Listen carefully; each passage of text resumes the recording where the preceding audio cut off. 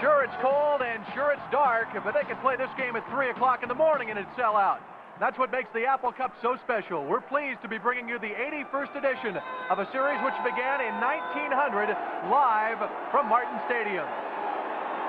Hello, I'm Keith Chipman along with former Seattle Seahawks quarterback Sam Atkins. Todd Pickett from KAYU TV joins us on the sidelines for today's game. Dennis Brown with a torn knee ligament, talking with Husky trainer Dennis Seeley, the staff evaluating him one more time after pregame warm-ups, but they fully expect him to go in today's game. The field itself in good condition, the traction is good, there was a breeze, but it is now still. The other good part, the ink on the flip cards is waterproof. Keith? Sam Atkins, Dennis Brown playing, that'll be a big impact. It will definitely be a big impact for Washington. Cougars ranked 19th in the country, looking for their first 8-win season in 1981. Back following these words from your local stations. This is Apple Cup 88. Oh, man. 1988 Apple Cup is being brought to you by Fred Meyer. You'll find it at Freddy's. By Rainier Beer. The only beer to drink around here is Rainier. And by Pemco. We honor excellence. Keith Chipman, Sam Atkins, Todd Pickett back at Martin Stadium in Pullman. 5th sellout in stadium history. Sam, the numbers would tend to put Washington State in a favorable position, but this is the kind of game that Washington wins. It is a good game for Washington because of the fact that they play their best game when they're underdogs on the road. However, offensively, the numbers favor Washington State. Quarterback position, Rosenbaugh has thrown for more yards than Kerry Conklin. The rushing game also favors Washington State. Broussard and Swinton rushing for 1,900 yards. Total offense, you got to give the credit to the Washington State offensive line. They just need 11 yards to go over 5,000 yards. On the defensive side, Washington State, they've only got 8 sacks for the whole season. That has got to change. And the linebackers, that advantage goes to Washington because their linebackers lead the conference in tackles. And secondary, Washington is the #1 pass defense in the Pac-10. And time for Sam Atkins to wax philosophical. Sam, what are the keys in today's game for one team to beat the other? Well, I think for Washington, they're going to have to establish their running game to keep the Washington State offense off the field. Also, they're going to have to put pressure on Tim Rosenbaugh, force him to throw the football early. The Cougars, on the other hand, are going to have to spread the field, use a lot of motion, and force Washington to declare what the coverage will be. The defensive side, the defense is going to have to come up with some big plays, force some turnovers for them to keep in the ball game. The Washington State Cougars are a 3.5-point favorite in this contest. But throw those numbers out, as they say in cliche talk, and you can get an opportunity to see just how much it is snowing here at Martin Stadium. Jason Hanson kicking off.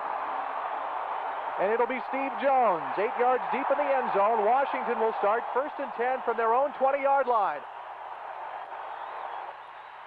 This place is rocking and rolling. 5th time it has been sold out. 4 of those occasions have been for University of Washington games. And Sam, we're going to wait and see what Kerry Conklin and his Husky offensive teammates do as they come out to start this game. I would expect that they might try to open things up a bit. How about you? It's interesting that Don James elected to receive. Normally he likes to have his choice in the second half, but he doesn't want to give Washington State the football first. 1st and 10, Washington from their own 20-yard line. Jenkins and Weathersby the backs. That's Aaron Pierce, the tight end, in motion. Weathersby, stop for no gain.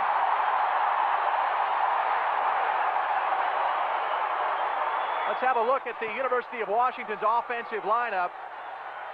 They start seniors across the front offensively, with the exception of Bern Brostek. Kelly John Lewis, a redshirt senior, starting as well, and Mark Kilpack, the sophomore, at tight end. Conklin, Jenkins, Weathersby, Brian Slater, who had such a big game here in '86 at flanker, and Scott Fitzgerald, the senior, at tight end, or at split end. 2nd and 10. Conklin will throw. It's complete, and that is Brian Slater. A 7-yard gain. It'll be 3rd and 3. Cougars defensively, Randy Gray, Tolo Palele getting his first start, Tony Savage and Ivan Cook, the other senior, Metcalf, Grayson O'Neill at the linebacker spot, Landrum, Lee, Holmes, and Vernon Todd, all seniors in the defensive secondary. third, and they'll call it 4. The Huskies must get to the 30-yard line to pick up a first down. He'll pass. Aaron Jenkins, incomplete. And the Huskies 3 and out on their first series, Sam.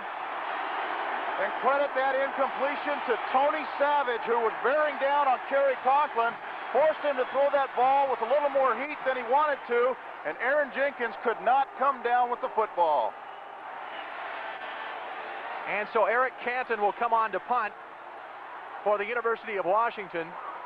Victor Wood is deep to receive for Washington State. Wood with a 5.2 yard per return average hasn't been a real threat. High kick, but short. Horrible kick if you're Don James.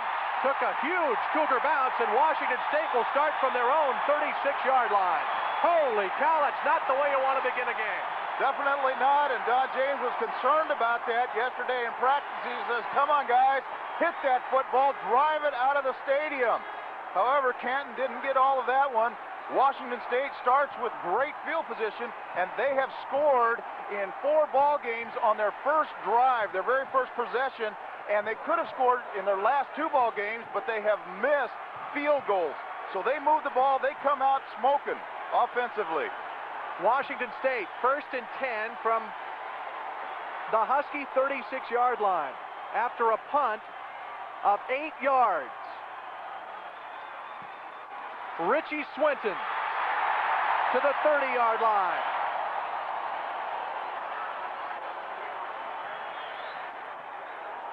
Ken Kuiper, Mahalchek, Fakema, Utley, Dyko, all seniors up front for the Washington State Cougars. Rosenbach, Swinton, Stallworth, Wood, and Wimberly. The ball carrier was Broussard on the previous play. He gained a 6. It is 2nd and 4. Here is Broussard for a first down. And they have gained 11 yards. Total offense for Washington State is now 5,000 yards in one season. Up front for the Huskies, Richardson, Murray, who had a fabulous game against Cal a week ago. Harrison, Fraley, Andrews, and Collins are the backers. Lilo Lang, Darrell Hall, Eugene Burkhalter, and Tony Zachary are on the defensive backfield. Here is Tim Rosenbaugh looking at 1st and 10 from the Husky 25. Swinton is to the 20-yard line.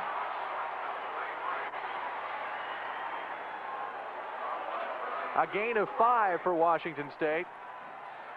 Dory Murray made the stop, the senior from Bellevue. And Rich Swinton, who has carried so wonderfully in the absence of Steve Broussard, done a tremendous job as his backup. Swinton is the setback. 2nd and 5. Rosenbaugh will pass. Incomplete. Ricky Andrews was in the vicinity. Tell you what, if I see Ricky Andrews coming my way, I'm liable to get out too. Richie Swinton, he knew he was heading trouble because he could feel Ricky Andrews bearing down. Tim turned and went to Richie Swinton fairly quickly. He didn't really look downfield. It wasn't much of a threat, and that's why Ricky closed so quickly. Cougars with a better than 50% average on 3rd down situations. It is 3rd and 5 right now. Ball rests on the University of Washington 20-yard line. Rosenbaugh. Incomplete. In and out of the hands of Elmer Thomas. And that ball flashed by Tony Zachary, and I think it distracted Elmer Thomas. That ball looked like it hit him right in the face mask. Tim Rosenbaugh audibilizing at the line of scrimmage, and then reads the seam, comes and throws a strike, just gets it over the outstretched arms of Tony Zachary, and it hits Elmer Thomas right there in the face mask. Boom, and bounces off. He didn't have a chance to get it into his hands. Jason Hansen on to attempt a 37-yard field goal. He has a long of 52 this year. The kick is up, and the Cougars lead 3-0.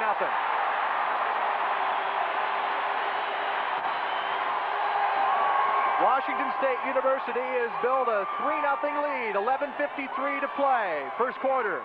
Coming back to Martin Stadium in just a moment.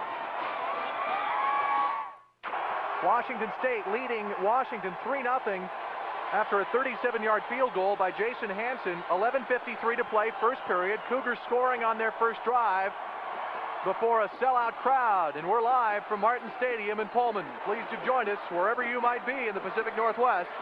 William Doctor is deep to receive for the University of Washington, as well as Steve Jones. Hansen kicks off. It'll be Doctor from his 1. Out to the 21-yard line. Met there by Jay Langwin. And the Huskies will start 1st and 10 from their own 21-yard line. So let's see what Washington does with their second opportunity to hold the football, Sam. There were years when we were favored by 4 touchdowns, won the game ho-hum. But these days, well, those days, that is, are over, aren't they? They definitely are, and he said this game is almost bigger than USC-UCLA. 1st and 10, Washington from their own 21. Jenkins is the lone setback. They give to Jenkins. He's wrapped up by Dan Grayson after a gain of 3 yards. And Aaron Jenkins started out the year like a house of fire. He was averaging 93 yards a ball game in the first 5 games. In the second 5 games, he has averaged a mere 26 yards a game. The rushing game for Washington has really fallen on hard times. Jenkins and Weathersby in the backfield this time. The snow continues to fall. 2nd and 7 from the 24 of Washington State. Fitzgerald in motion. It's Weathersby. Met by a host of Cougars. The first one there was Dan Grayson, the redshirt junior from Woodland, Washington. A gain of 2, and the Cougar fans like it.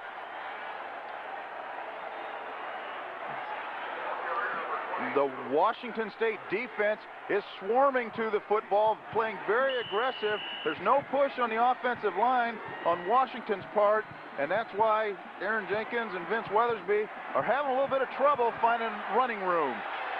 3rd and 5. Conklin will step up now. Weathersby at the wing, Jenkins the lone back. He'll pass on 3rd down.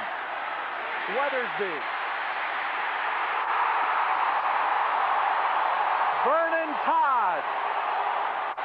That was a great play of position football by Vernon Todd. He knew he had inside help. He took away the outside from Vince Weathersby. Kerry Conklin looking downfield, quickly turns out, drops the ball off to Vince Weathersby. He sees he has Bobby O'Neill on the inside, so Vernon Todd cuts away the sideline, doesn't allow Vince to get on the outside. It's good heads-up football by Vernon Todd. Loss of 4 creates a 3rd and 9 situation. Channing Wiles is on to punt. Victor Wood deep to receive. Another relatively short kick for the Huskies, and the Cougars will start with very good field position once again. 9:30 left to play, first quarter. Washington State leading their cross-state rival by a field goal. Back following these words from your local stations. This is Apple Cup 88. Week for Dennis Erickson, Sam. Boy, that was back in May when he made that quote. And then this week at the Spokane Cougar rally, he said every morning when you put your feet on, when you get up in the morning, say, beat the Huskies. People jumping in the neutral zone. The Cougars' 1st and 10 opportunity. It'll look as if, from preliminary indications, it'll be a procedure call against Washington State. And the Cougars are the most penalized team in the Pac-10 conference this year. Here's Larry Thompson, today's referee. Dead ball, false start against the offense. Still 1st down. It was the whole right side of the Washington State offensive line. You see Mike Utley jumping a little early, causing Chris Dyko to follow his lead. So 1st and 15, here's Broussard. Wrapped up after a 3-yard gain.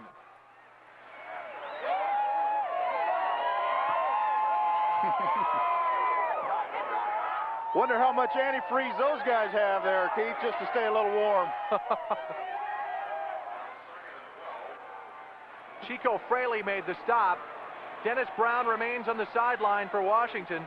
It's a 2nd and 12 situation. Rosenbaugh under center. The draw to Broussard. He's to midfield and into Husky territory.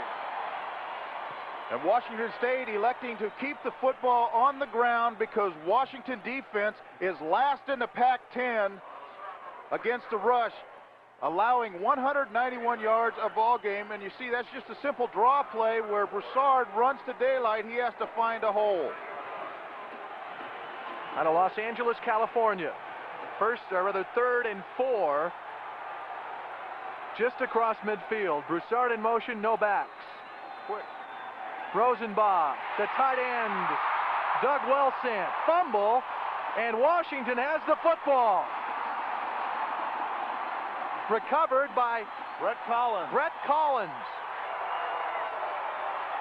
Wellsant caught the pass, was hit, and Brett Collins recovered the fumble for the University of Washington. And a great read by Tim Rosenbaugh because Washington didn't widen with Broussard motion, and then finally at the last minute they decide to go out there, and Tim just goes opposite, but then Wellsant gives up the football. Darrell Hall forced the fumble, and Don James' defense has held Washington State. So Huskies take over 1st and 10 from their own 35-yard line. Kilpack to the right side. Jenkins, the lone back, and they'll pass. Complete to Brian Slater, and he's into Washington State territory. An 18-yard passing gain from Conklin to Slater. And Washington shifting the tight end before the snap, which forced Artie Holmes to play strong safety rather than free safety, and Kerry Conklin was able to look him off and then complete the pass to Brian Slater in front of Sean Landrum. Slater, the senior from Lake Stevens, playing in his final game for the Purple and Gold. Jenkins with room. Down to the 35-yard line of Washington State. Who says that running game doesn't work? Another Husky 1st down. They're coming with just a simple, quick dive. The quick hitting plays, not the slow developing running game. They're going to have to attack and try to break that initial front 7 and get into the Cougar secondary if they want to have a successful rushing game today. With Slater's catch, he's moved up to 8th on the University of Washington career reception list. All time. Jenkins on 1st down. Going outside this time, and he's to the Cougar 24-yard line.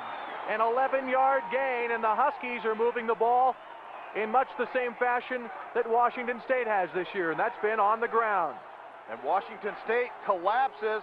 Aaron Jenkins just simply bounces to the outside. Great block by Mark Kilpack on Maury Metcalf, and Sean Landrum is the only one that can make a tackle on Aaron Jenkins. Sam, I can't remember when Washington has run 3 plays which resulted in consecutive 1st downs. 1st and 10 from the Cougar 24. Jenkins running hard. He's to the Cougar 6 down, make that the 14-yard line. Make that 4 plays in a row with 1st down. They're just going to load up on that man right there. Say, how many times do you want the football? How long can you last? And Aaron Jenkins is now moved into 10th place on the Husky career all-time rushing list, passing Ron Jackson. And this is not a good sign. Kelly John Lewis hobbling off with the assistance of trainer Dennis Seeley. And Kelly John played an outstanding ball game last week versus California, probably the best game of his career. We'll have a report from Todd Pickett on his status shortly. Huskies knocking on the door. 1st and 10 from the Cougar 14. Conklin to the air. Incomplete. They were looking for Aaron Pierce, who's perhaps the most sure-handed tight end that they have. Here's Todd Pickett. Player now team position, Dr. Steve Bramwell. What do you remember most about your Apple Cup experiences? Well, it was always a hot rivalry in the point that a lot of emotion, a lot of nasty things said about each other. So it's always like this. The weather's always been bad. I don't think I've ever seen a good weather day. So it's one of those things that's just unique about the whole season. And I can't say we were always up for them as much as they were for us, but you know, it was always a memorable day. I know you got a player to look at. Let's go back upstairs. Thank you, Dr. Bramwell. Vince Weathersby, touchdown, Washington. How about that, Sam? The University of Washington with a wonderful drive. And that was Washington's best running play. All of a sudden, in the latter part of the year, the best running play they have in their repertoire is the option. Kerry Conklin, they've not been able to get out on the flank. The only way they have been able to is run the option. He fakes inside to Aaron Jenkins, forces Bobby O'Neill to make him pitch, but yet there's no support from Sean Landrum or Artie Holmes coming from the inside. John McCallum on to attempt the extra point out of the hold of Kerry Conklin. It is good, and the Washington Huskies have fashioned a 7-3 lead over the Washington State Cougars with 6:34 to play first quarter.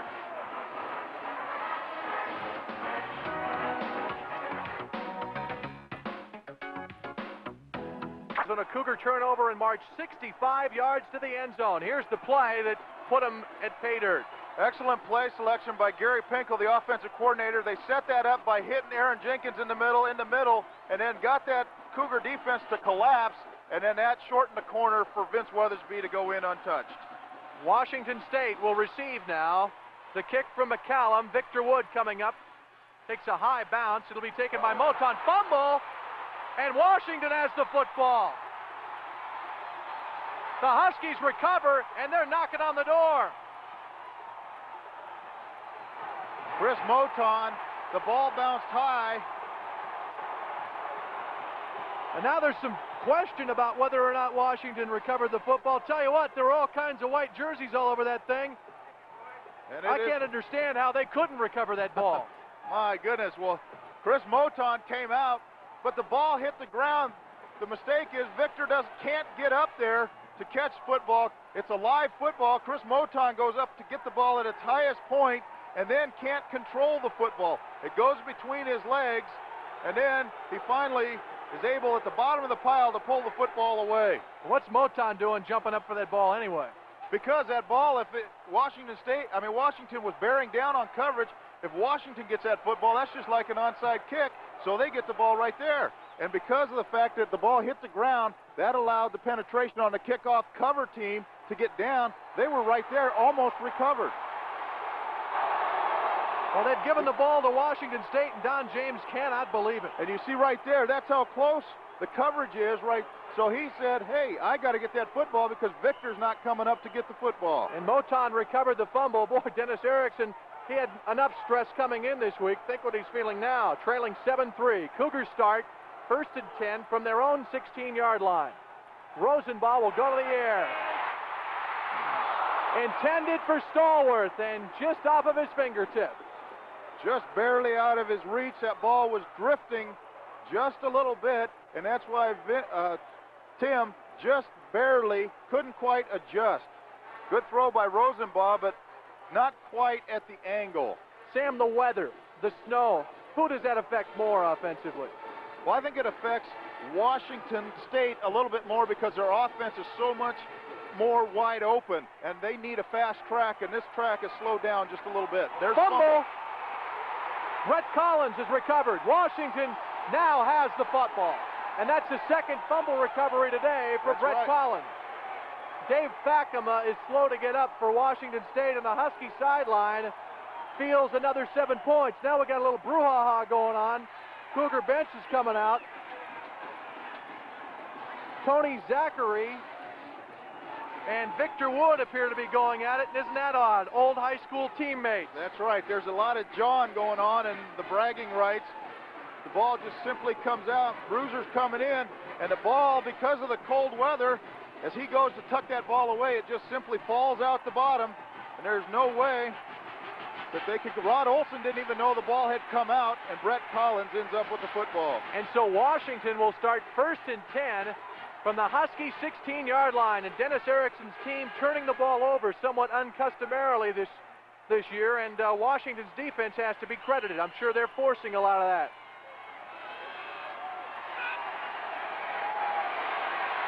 Jenkins and Weathersby in the eye. Conklin, play action. Slater, penalty flag. Vernon Todd And that is the third time in the last 2 weeks that Brian Slater has drawn a pass interference penalty. Right down this. I love this kind of play selection where you go for the throat right after a big turnover, go to the end zone, make him think about it. Vernon Todd makes a little bit of contact before the ball arrives. The official felt like that was a very catchable football, even though it's a little bit behind Brian. If Vernon hadn't hit him, I don't think Brian would have caught this football. As good a player as Brian Slater is, I don't know.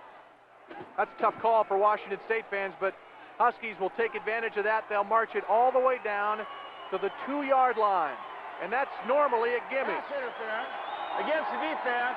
First down. First and goal. They'll put it on the 2 of Washington State. And the Huskies are on the verge of building a 10-point lead. The power formation. Jenkins is in for the touchdown. Who would have dreamed the way Washington's offense had been playing the past few weeks that they could produce 13 points in such a hurry? Don James came into this ball game saying we want to establish that run. We've got to get the running game going.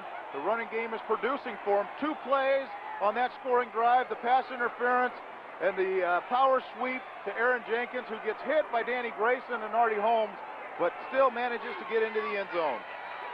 Aaron Jenkins with a 2-yard touchdown run. McCallum adds the extra point, and the University of Washington has turned 2 Cougar fumbles into 14 points. We're back following these words from your local station. This is Apple Cup 88. The Cougar turnovers into 14 points. And that was a nemesis for Washington State last year. Offensive turnovers led to 65 points by the opponent last year. They've avoided that mistake up until now. John McCallum has been kept busy in this first quarter. Victor Wood deep to receive, along with Ed Tingstead, the senior out of Bethel High School in Spanaway. Victor Wood from his own 12-yard line. He's out to the 24, and you can just sense how tough they're hitting out there today. Big Mo is over on the Husky sideline, but also Washington State is 10th in the Pac-10 in kickoff returns. With that touchdown run by Aaron Jenkins, he is now 8th in the Husky career rushing, just surpassing Rick Finney. In case you haven't heard, USC is going to the Rose Bowl. This is Broussard. He won't go down until he's wrapped up and dropped by Chico Fraley. He's to the 40, actually 39-yard line for a gain of 14 and a Cougar first down. And Steve Broussard in that counter sweep where you see Ken Kuiper, Jim Mahalchek come around, open the hole. Ricky Andrews can't make the tackle. Chico Fraley has to come from the other side of the field to bring him down. Looked like a face mask there. Steve Broussard, Cougars' leading rusher this year. And the leading rusher in the conference.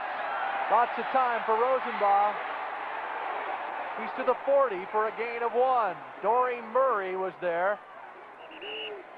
Dennis Brown as well.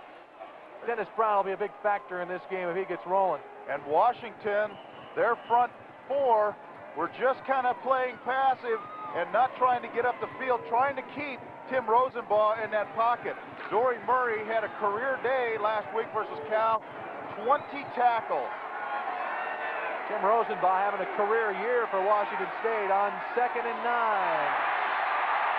Broussard has the first down at midfield. And there you see that sprained ankle come into play. Steve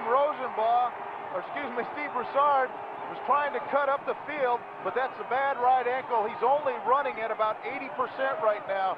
Again, it's that counter sweep where the quick guard, quick tackle, pull around. Ken Kuiper's looking for somebody to block. There you see he gets tripped up just a little bit, but he knows he can't stay in bounds because he can't plant on that right ankle. Richie Swinton, another Cougar first down. A gain of 14. Great camera work on that one. That's what it looks like to the Husky defense. The end zone shot, you saw the hole open up right before your eyes. Broussard has 7 carries for 46 yards. Swinton, a couple of carries for 19. And Richie Swinton has rushed for 100 yards in the last 4 ball games. Last 4 games, he's rushed for 540 yards. 1st and 10 from the Husky 36. Rosenbaugh, complete. Another first down. And that is Michael Wimberly. And Michael Wimberly coming down, that's only his 7th catch of the year, but the Washington State wide receivers are averaging 15.5 yards per reception. Well, I'll tell you what, it doesn't take them long to move down the field. Broussard. There's a nice play by Marty Harrison. The redshirt junior from Bellevue wrapped him up and brought him down. Here's Todd Pickett on the Husky sideline. Keith, a quick injury update on offensive guard Kelly John Lewis, a sprained ankle. He will not play in the rest of the first half. They will evaluate him further at halftime and see if he'll be able to go the rest of the game. Back upstairs. Thank you, Todd. Todd from our affiliate KAYU TV in Spokane. And we're pleased you joined us for Apple Cup 88 live from Pullman, wherever you might be enjoying from the Pacific Northwest tonight. 2nd and 10. Rosenbaugh with all kinds of time. Now he'll run. They lost contain. Rosenbaugh inside the 10. And this place is erupting. And we have a great ball game on our hands. What tremendous presence of mind. Tim Rosenbaugh standing strong in the pocket, almost running this play like a quarterback draw. Watch him just stand there, bounce, wait for the rush to get upfield, and then shoot through that seam and turn downfield, waiting for a block to get by Tony Zachary, and then Tony just gets enough of him to trip him up. 17-yard gain. 1st and goal from the 8. Trips right. Here's Broussard. Inside the 5 to the 3-yard line. Broussard appears to have injured himself. A 4-yard gain. That was one of those high-low shots where he got drilled in the back. He's having a little bit of trouble getting up. Let's have a look again. Watch Broussard. Simple power play. Ken Kuiper sealing off the outside. Lilo Lang forces him inside. And then Eugene Burkhalter drills him from the back. Boy, can Eugene Burkhalter play this game or what? Well, he is probably Don James has said he will probably be the best free safety to ever attend Washington. He's been playing free safety since he was 7 years old, so he's a natural. The guy is always around the football. He's just one of those instinctive ball players. And you don't coach him, you just help him along. 2nd and goal from the 4. 3:11 to play first period. Swinton outside. Touchdown, Cougars.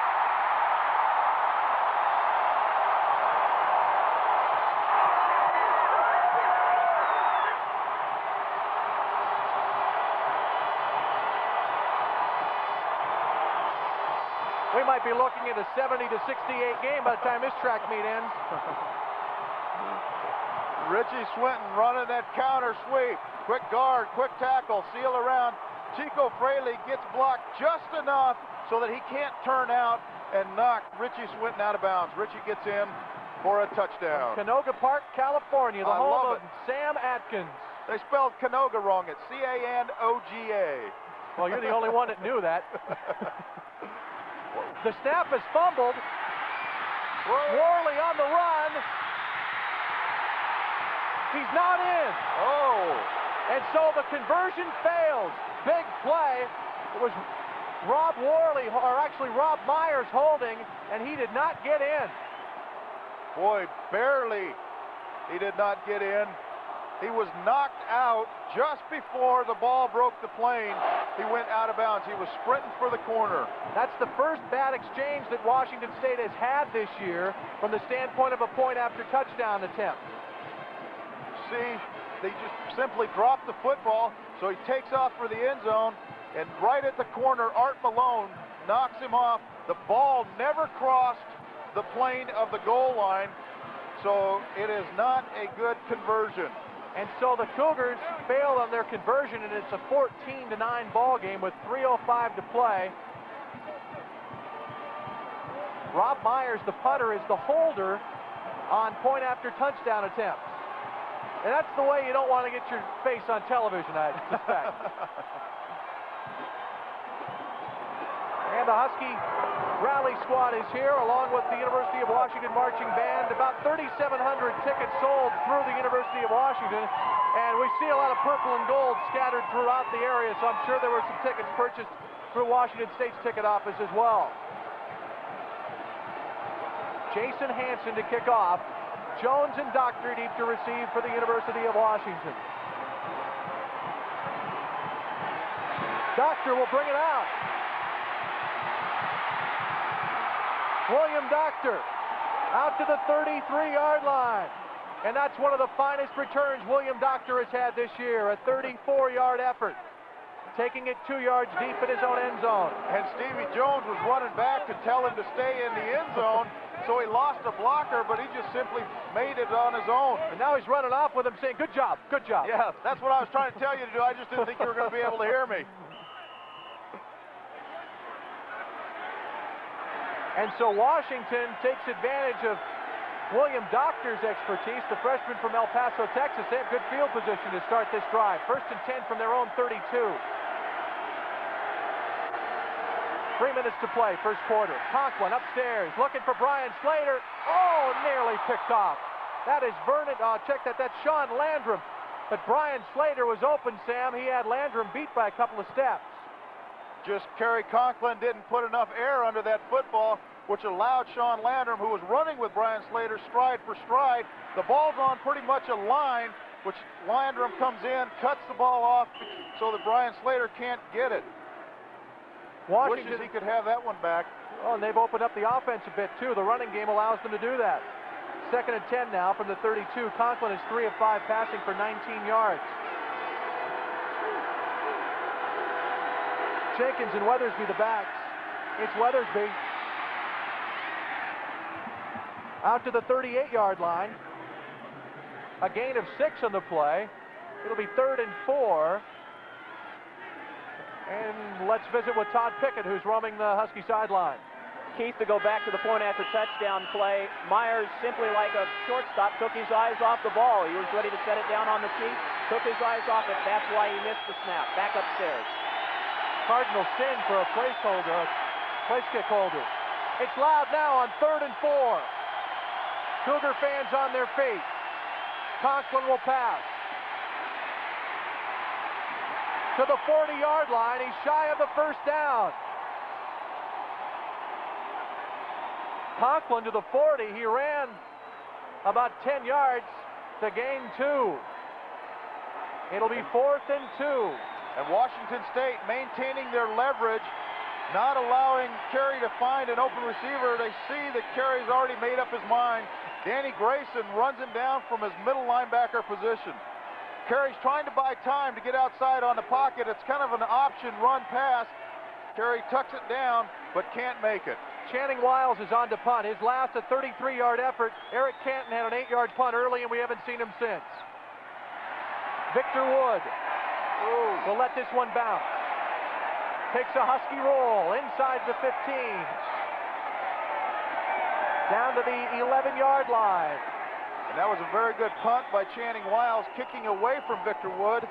Washington State might have to go ahead and go with 2 safeties so that they can't kick away from them, because every time that ball hits the ground, it costs you about 15 yards in field position, because it usually takes off and gets a roll just like that. Huskies with a 5-point lead, a 50-yard punt by Channing Wiles. The Cougars will start 1st and 10 from their own 10-yard line.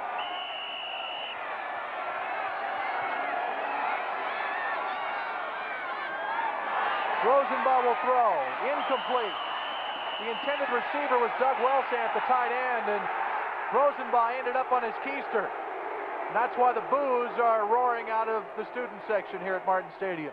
Washington State, going into this ball game, had 50 drives of 50 yards or more, and they have scored on 45 of them in 1988. So this field position doesn't bother them. They are 5 for 5 in drives of 90 yards or more. When you have the nation's leading passer, a lot doesn't scare you. On 2nd and 10, no gain. Rich Swinton, the ball carrier, with 1 minute remaining in the first period. Bob Willig, the senior from Santa Fe Springs, California, with the tackle. Doing a little aloha dance there in the end zone. it stopped snowing, Sam.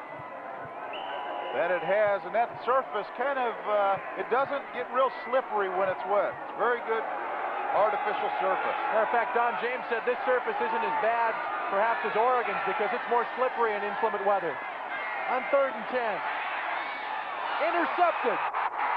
Lilo Lang, touchdown, Washington. How about that? A 17-yard interception return. And all phases, special teams, offense and defense, are contributing to Washington's lead.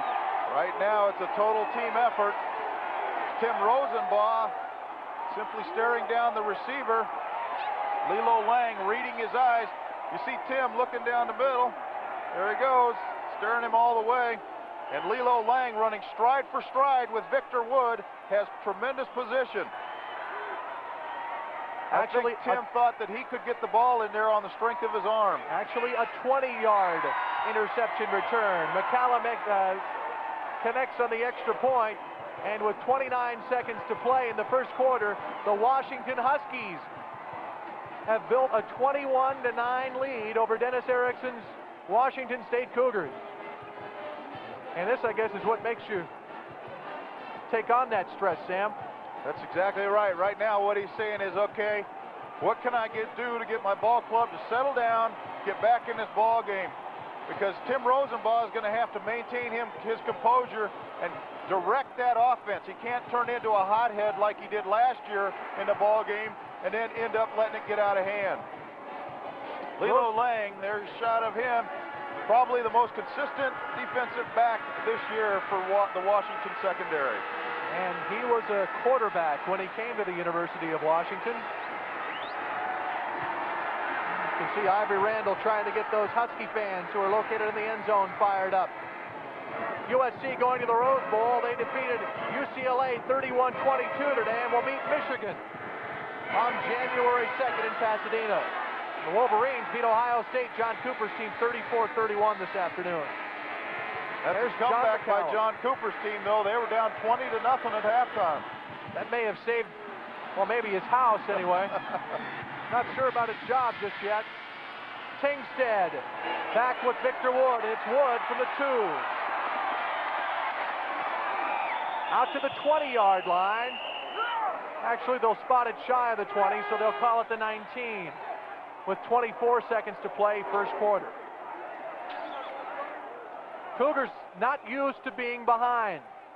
They have come from behind on one other occasion, though, this year in a game which catapulted them basically into the Aloha Bowl, and that was the Washington State visiting UCLA fiasco, if you will, when the Cougars came from 27-3 down to beat the Bruins and knock them out of that #1 ranking.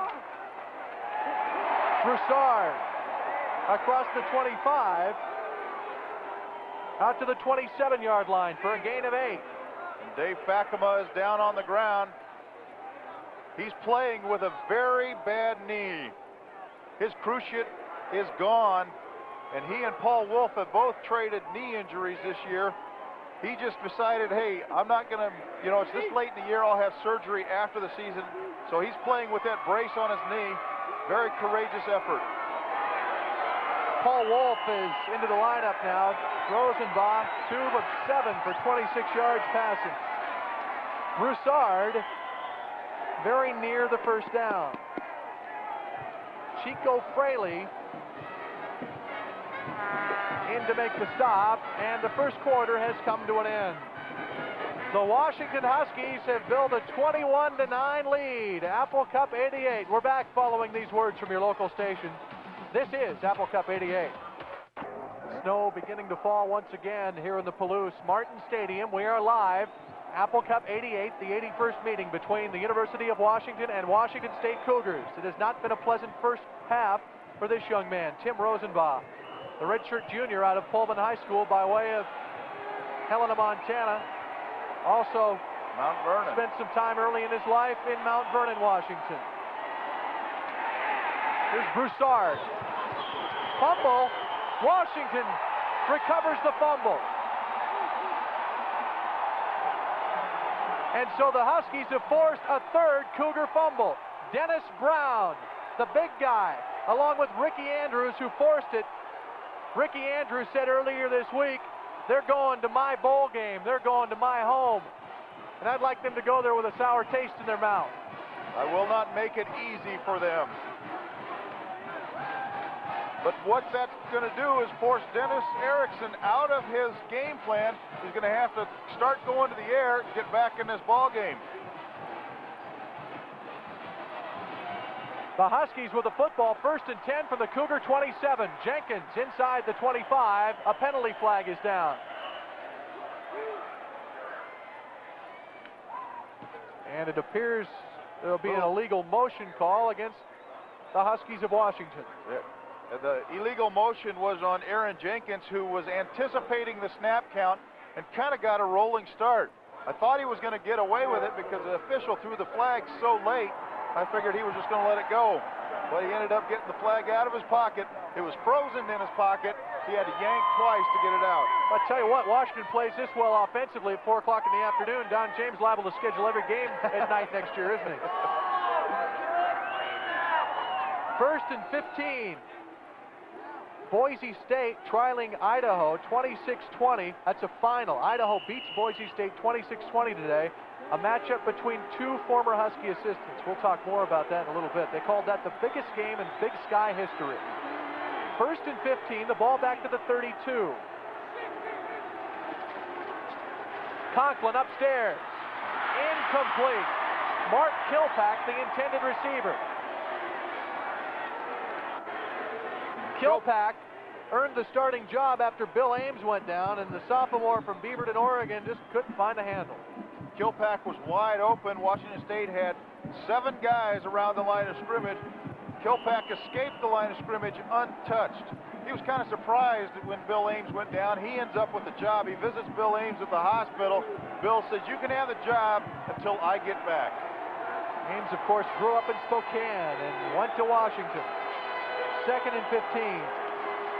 Play action. Conklin going short. It's Weathersby. He's inside the 30 to the 26-yard line. Vince Weathersby wants to have a good one on his final hurrah. Washington's offense played so well in the second half against Cal last week, scoring 27 unanswered points, or actually 24 unanswered points, to win 28-27. And they outgained Cal 286 yards to 95 yards in that second half. And Washington has played very good football in the second half all year. 3rd and 9 from the 26. Play action once again. Incomplete. Intended receiver was Scott Fitzgerald. And Artie Holmes was there with him. Scott Fitzgerald was recruited by Dennis Erickson to play at Idaho, elected instead to attend the University of Washington. Kerry Conklin just simply throwing the football behind him. Artie Holmes sees Fitzgerald coming to the inside, sees Kerry gunning for him, but you see how far the football is behind him. A 43-yard field goal attempt from John McCallum. Plenty of distance, but wide to the right. So Washington can't capitalize on that turnover opportunity. The Huskies have forced 3 fumbles, and they've built a 21-9 lead over their cross-state rivals. Live from Martin Stadium in Pullman, we're pleased you've joined us for the 88 Apple Cup.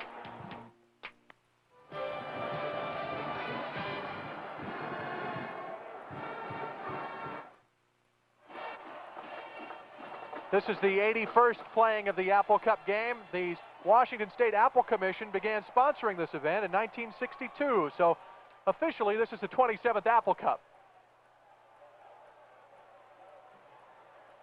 John McCallum attempted a 43-yard field goal just moments ago, but Sam, it was a bit wide to the right. Tim Rosenbaugh leads the Cougars, who start 1st and 10 from their own 26-yard line.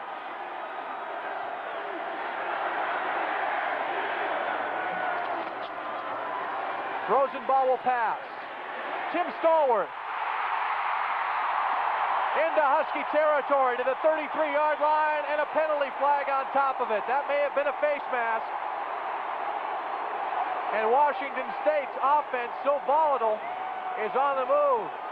One thing about that offense, 41-yard passing game. it's a quick strike offense. They go with a play-action pass, faking to Richie Swinton, holding the linebackers, and then Tim Stallworth runs from his slot position by Lilo Lang and Eugene Burkhalter. A lot of crimson and gray on hand in Pullman. And they want to use play-action pass because Eugene Burkhalter is so aggressive. Tim Stallworth has become the first Pac-10 player since Mike Levenseller to top the 1,000-yard barrier. That's 1976, 12 years ago. Levenseller with a fine career in the Canadian Football League. Apparently, they wiped the penalty off. It's 1st and 10. It was a 5-yard penalty, so they move it to the 28. An incidental face mask was called. And Washington State has called timeout. 13:20 to play, first half.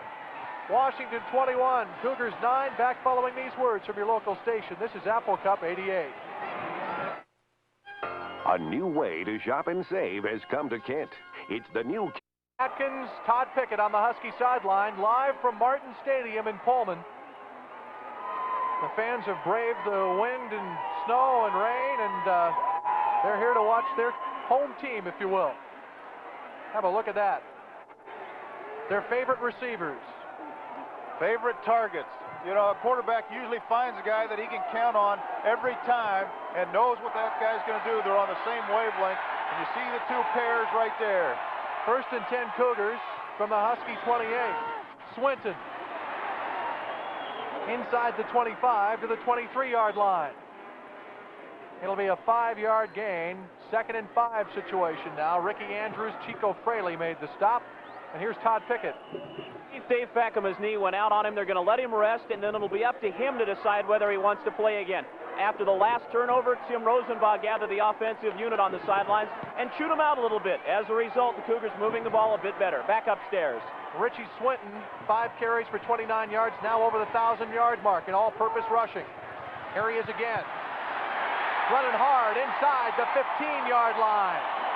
Actually inside the 20-yard line.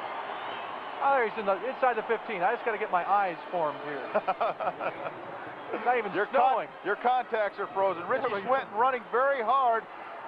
Ricky Andrews missing a tackle, and that's what's allowing Washington State to run the football so well because they are not wrapping up the ball carrier. Ricky Andrews gets the first shot, overruns a little bit. Chico Fraley does the same thing, and Darrell Hall misses a tackle. 9-yard gain. It's 3rd and 1. Swinton. And Dennis Brown. Dennis Brown. Boy, I tell you what, that's a big task right there. And now there's a fumble. Washington says they have the football. Officials will stop the clock and try to unstack them. William Pelham saying he was down on the ground. And that's what the line judge is saying right now, too. The head linesman, Robert Beal, saying he was down already. You can read lips. Very good. So it'll be 4th down, actually a 1st down. He gained 1st down yardage. That was 1st and 10. Now it'll be 2nd down. Not to 1st down, Sam. It was a 3rd and 1 situation. I beg to differ. I don't want to argue on the air. It's now. Well, I guess I was wrong. Dennis Brown. Dennis Brown has a shot in the backfield. And you see Chico Fraley laying on his back.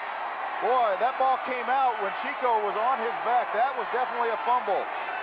Washington State getting a break.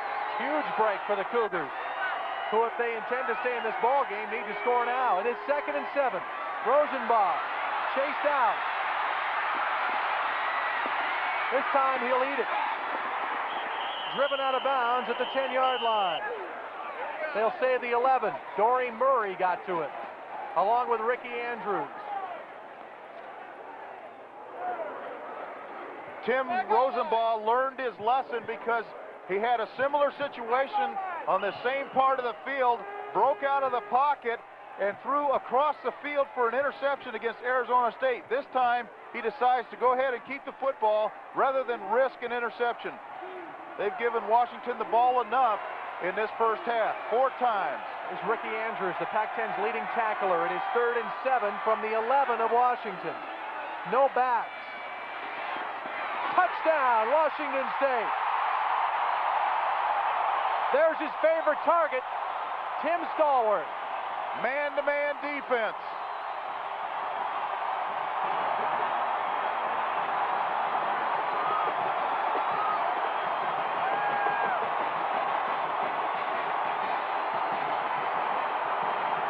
Tim Rosenbaugh, Washington playing man-to-man defense.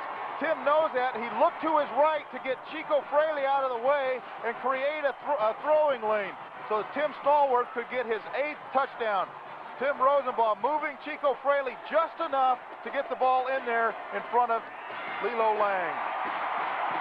The snap and placement are good this time, and Hanson adds the extra point after the 11-yard touchdown pass from Rosenbaugh to Stallworth, and Dennis Erickson's team is pulled within 5 with 11:42 to play, first half.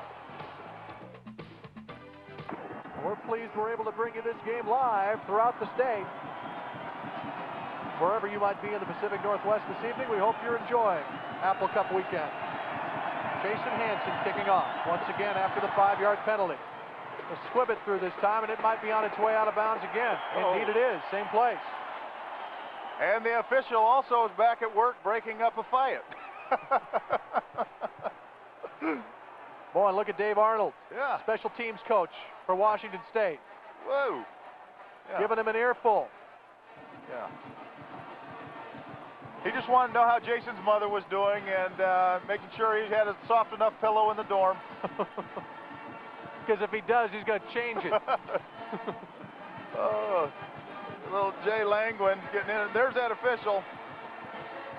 Looks like he could hold his own. Yeah, Looks sure. like a retired quarterback. Guy's only got 6 inches on him. Trying to stay warm on the sidelines. They have the portable heaters. Actually, it's not nearly as cold as it was 2 years ago when they played here in '86 in an afternoon game.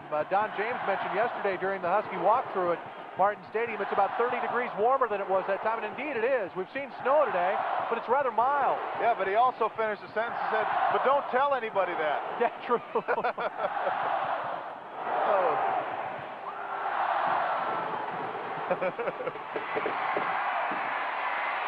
Stevie Jones out to the 40-yard line, and again they're going after it.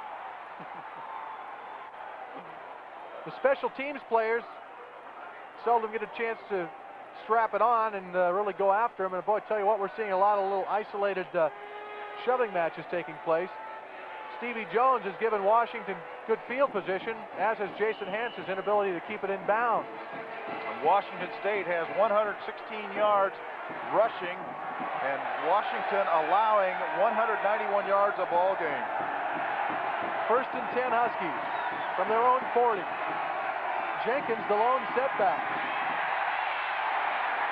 He's to the 45.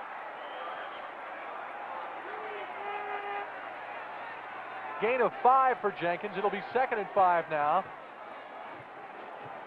Danny Grayson, Randy Gray made the stop. There's Butch the Coug wearing the lei on his way to the Aloha Bowl on Christmas morn. William Dietz was the coach in 1914. He turned the Cougar program around. Dennis Erickson, of course, turned it around in 1988. 2nd and 5. Again, Jenkins a lone setback. Grayson, the first man there for the Cougars, and he's out to the 48. A gain of perhaps 4 yards. And Sam, where Washington State has already established the fact that it has put together a winning season. This is their 4th winning season during the 80s, and that has not happened in a decade since the 1950s, when the Cougars put together 4 winning campaigns. You have to credit the offense for that big turnaround, though. 3rd and a long 1 yard to go. They need to get to midfield.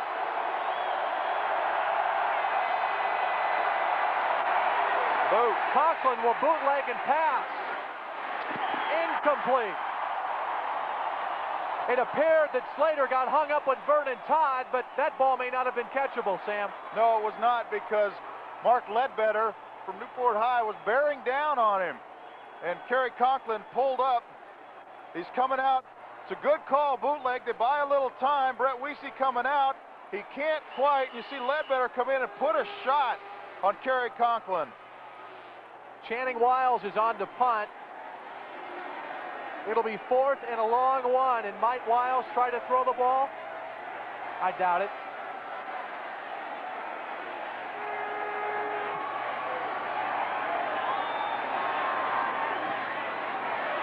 Victor Wood signaling for a fair catch, and does so at his own 14-yard line. That's where Washington State will take over 1st and 10.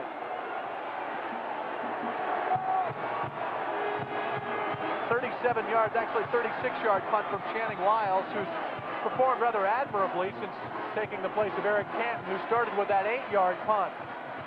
Well, Don James said that the punting position will be open for competition come this spring, because he also has a junior college person by the name of Troy McNair, who tore a hamstring muscle early in the season. On 1st and 10. It's Swinton.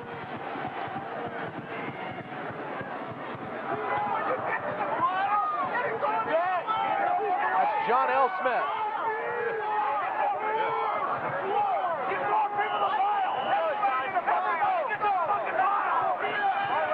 I think we got a Cougar defense that's getting a little fired up. John L. Smith. 2nd and 8. Swinton. Following the block of John Husby for a 1st down. And Washington State is now over 2,000 yards rushing for the season. Richie Swinton, what a story he is. He was accepted at Harvard, but decided to go to the Palouse. Here comes Pullman to play some football. Gain of 11 yards on the previous play. It's 1st and 10 from the 26. Rosenbaugh, very rarely does he do that slide version of a stop. He usually tries to take on that backer head-to-head. Or normally he'll run around and try to buy some time. As a heads-up ball player, he's just sitting there waiting, looking. Very good coverage by the Washington secondary. That's why they're number 1 in the Pac-10 in pass defense. And then Tim just puts a move on Ricky Andrews and then hits the baseball slide. 2nd and 2 situation. Broussard out to the 40. He has a 1st down. Behind the block of John Husby. Wonder who Mr. and Mrs. Husby are rooting for. Both of them went to Washington, and John is a Washington State Cougar. A redshirt junior from Bellevue's Newport High School. Playing across the line of scrimmage from an old teammate, strong side linebacker Marty Harrison went to Bellevue's Newport High as well.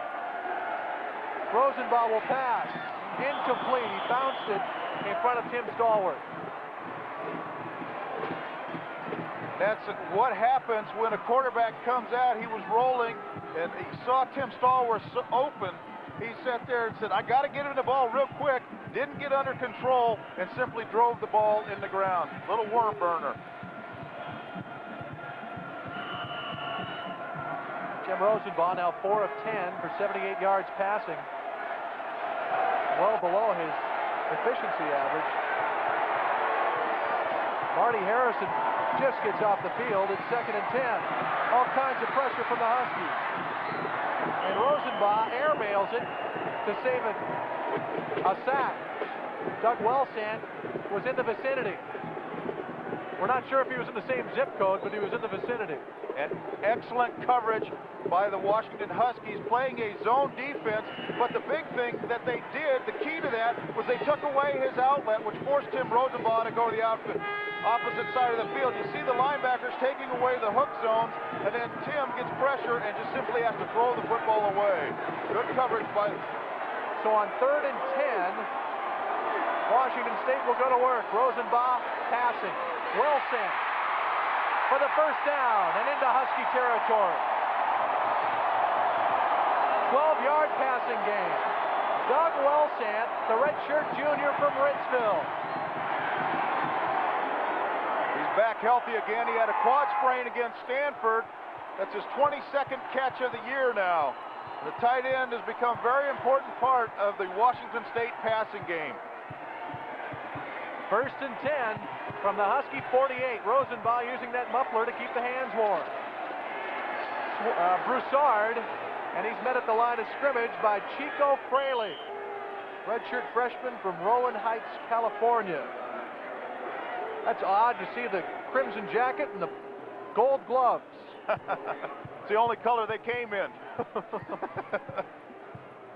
Chico Fraley came in as Washington's #2 tackler behind Ricky Andrews. Chico has 119 tackles for the year. Second and 10. 7.5 minutes to play, first half. Rosenbaugh hit as he got the ball away. A penalty flag is down. The pass to Wimberly is complete, but I believe this is coming back, Sam. No, I disagree. I think it's holding on Chico Fraley because he just about tore Victor Wood's jersey off trying to cover him.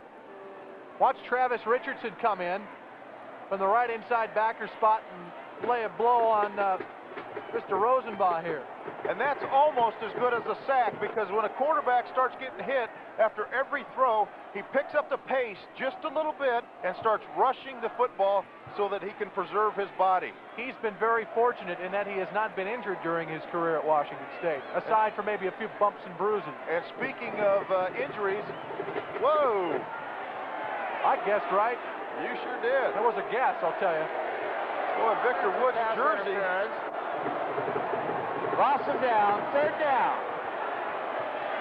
A 3rd and 25 situation, as apparently Victor Wood was the guy who held on to Well, Chico not Fraley. necessarily that. I think they're just calling a pick play on Victor Woods, and that's why they called it offensive pass interference, because those two collided when the football was in the air. Back to the Cougar 37. It is 3rd and 25 now for Washington State. Rosenbaugh will pass. Big rush. Fumble. John Husby recovered the fumble for Washington State. Travis Richardson forced it. And if Washington can continue to do that, it's going to be a long day for the Washington State offense, because they put pressure on Tim Rosenbaugh with only 3 men rushing. If they can put that kind of pressure on with only 3 guys rushing, that means they can drop 8 people to take away all the underneath zones and force Washington State to go deep with the football. Loss of 3 on the play. It'll be 4th and 28. Rob Myers is on to punt for the Cougars.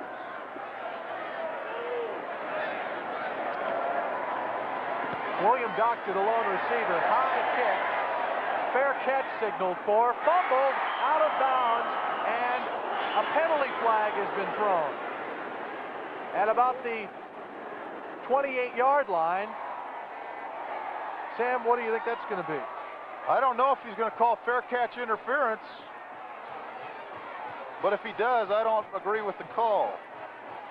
It appeared he had enough room to make the catch and that he had to move to his right to receive the ball. But good Lord knows, as Don James often alludes to but doesn't say, you never can tell what they might come up with.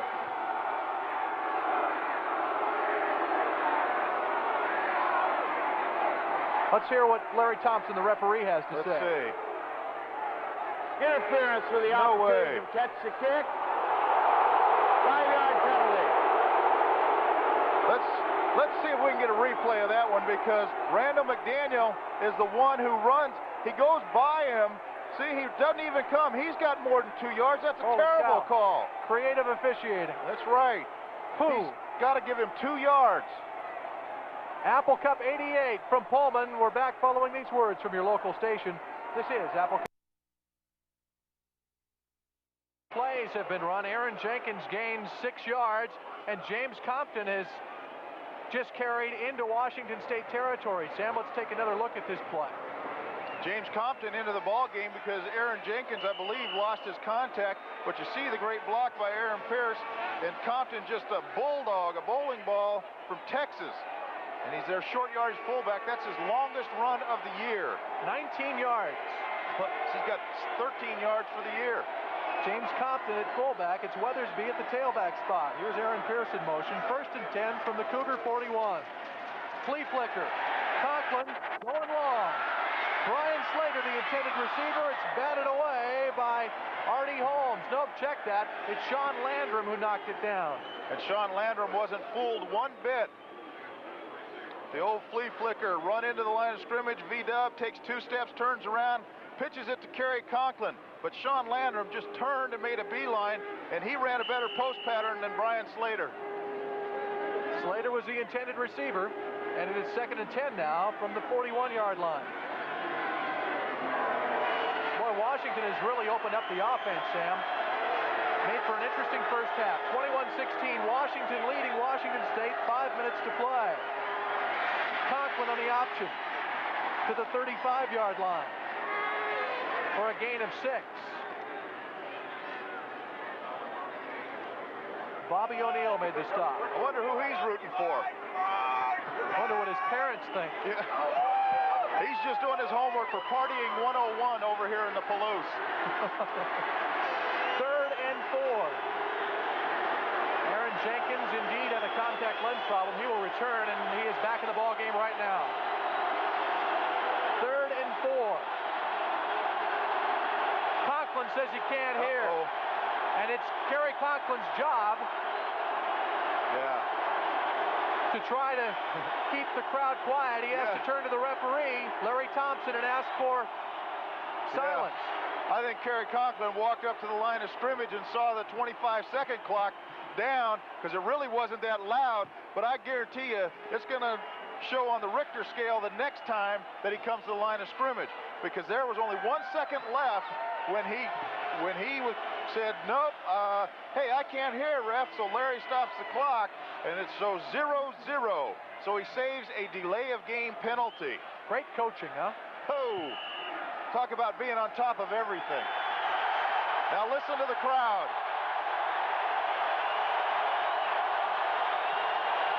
Third and 4. I guess if he couldn't hear last time, he has to turn around. Can they call a retroactive delay of game? Going over the middle, Aaron Pierce with a brilliant catch. Nearly on his back to the 25, and a first down for Washington. 10-yard gain. Great coverage by Tanal Alapate. Kerry Conklin going to Aaron Pierce all the way. Probably the best receiving tight end on the Husky Ball Club. A redshirt freshman from Seattle's Franklin High School, Aaron Pierce, beginning to make his mark as a Husky. Option actually goes inside. Jenkins carried the ball for Washington. A gain of 3. So it'll be 2nd and 7. And Aaron got so far up into the line of scrimmage that he wasn't able to bounce outside because all the Washington State Cougars collapsed on the middle of the field. If he'd been able to bounce outside, he would have gone probably for a score because everyone was gathered around that hash mark. 2nd, and they'll call it along 7.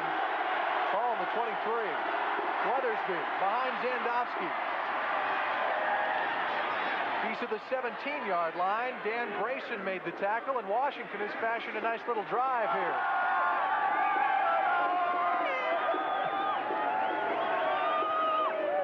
Those Husky fans.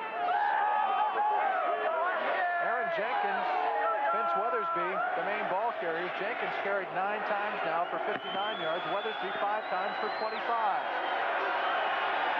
3rd and 2 after a gain of 5 yards by Weathersby, and Kerry Conklin starting to hear the noise again. Ball at the 18. Option. Conklin is to the 12-yard line, and a first down for Washington. And Tony Savage making the tackle, tripping Kerry Conklin up. Ronnie Lee, coming from a strong safety position, just flew up the field, took away the pitchman. There you see the dive fake. Then Kerry Conklin comes down. Ronnie Lee goes up the field to take away the pitch from V-Dub, and Tony Savage just gets enough of Kerry Conklin's feet to trip him up. Third down conversions for Washington, 2 of 7. On 1st and 10, Weathersby to the 9-yard line. Maureen Metcalf was there, along with Tony Savage. 2 minutes remaining in the first half. That clock a running. 4-yard gain. It is 2nd and 6. Didn't have enough hotel rooms in the Pullman-Moscow area to handle the huge crowd that came in. A lot of people from Pullman opened up their homes to Husky fans. Kind of a little bed and breakfast situation in about 50 homes in the area. 2nd and 6. Jenkins inside the 5. And Washington continues to just play smash-mouth football with the Cougars. Going between the tackles, and that's where they run best. They've had a lot of trouble getting outside on the corner, putting pressure on the corners, with the exception of the option game. But when they go out of the eye, run that toss sweep, they haven't really lit the scoreboard up. 3rd and 1. Ball on the 4-yard line. Aaron Jenkins, touchdown, Washington. Jenkins scores his 2nd touchdown of the day. And the Huskies, who didn't look to have much chance against Washington State coming in, are doing what they do best in situations like this. They are playing out that role of the underdog to their advantage. Coming into the ball game, they had only been averaging 22 points a ball game. That was just wanting to get into the end zone. Aaron Jenkins is running very, very hard. McCallum's extra point is good. And the Huskies have opened up an 11-point lead with 1 minute, 2 seconds to play, first half.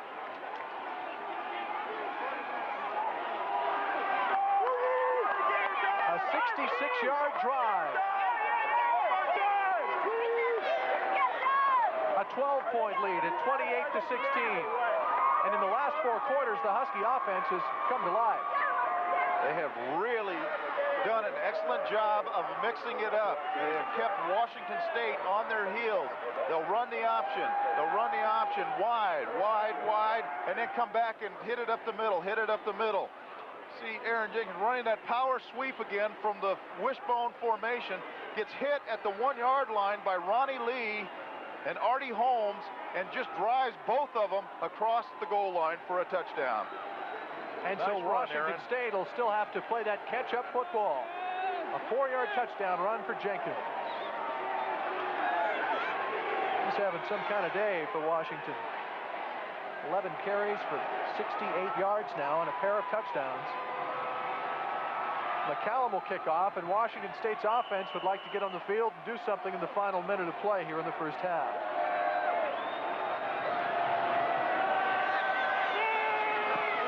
McCallum's kick is out of bounds, and they'll back it up now, and those little mini wars continue among special team players.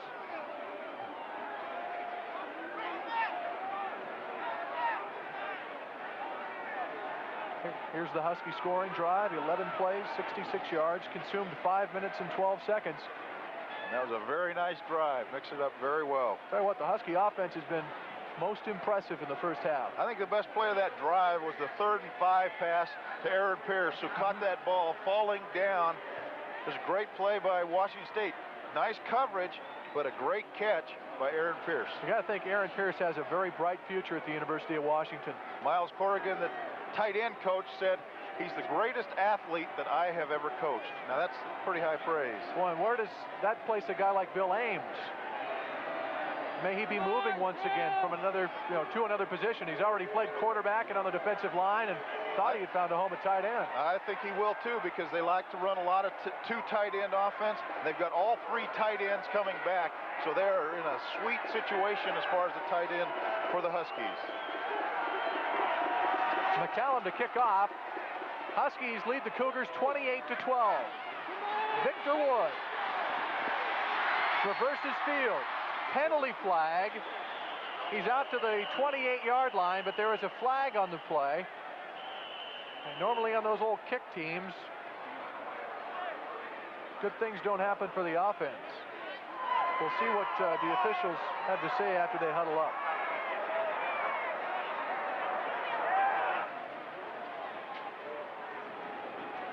Illegal use of hands.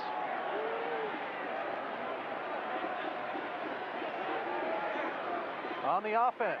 And so Washington State, the most penalized team in the conference, continues to hurt themselves. And here goes Kelly John Lewis to the dressing room a bit early. I don't think he'll be back. He had his choice. They said they were going to be up to him whether he wanted to come back. They were going to evaluate him. When he leaves on crutches, it's not a good sign. Boy, the bookstores make a lot of money in a week like this. Wait. Go down! All right, here we go. Against the offense, on the return, first down. Instead of being out at the 31-yard line, Washington State will start from their own 19. Tim Rosenbaugh not looking pleased at all. He's taken some shots today. Lone setback is Broussard. The Cougars will look to pass. Complete to William Pelham, and he steps out of bounds to stop the clock up at the 25-yard line. A gain of 6. And again, Washington Husky pass defense is forcing Tim Rosenbaugh. The offensive line is giving him plenty of time, but he just can't find anybody open. He has to scramble around, and you can't ask your secondary to cover everybody for that long. Cougars have been double teaming Dennis Brown, who's in at that left tackle spot. Broussard out to the 33-yard line, but he's shy of that first down. Dory Murray, the senior from Bellevue's Interlake High, made the stop. And Washington State calls a timeout with 38 seconds left. Be 3rd and 2 situation.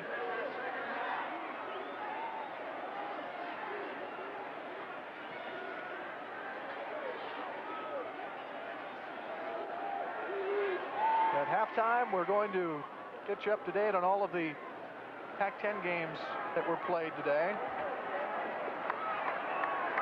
We'll also recap the first half for you. And that's a shot of the entire Husky defense around. Let's see, who are they? Who's talking to him? Chris Tormey and Randy Hart, the defensive line coach. There you see where they rank amongst their counterparts in the Pac-10.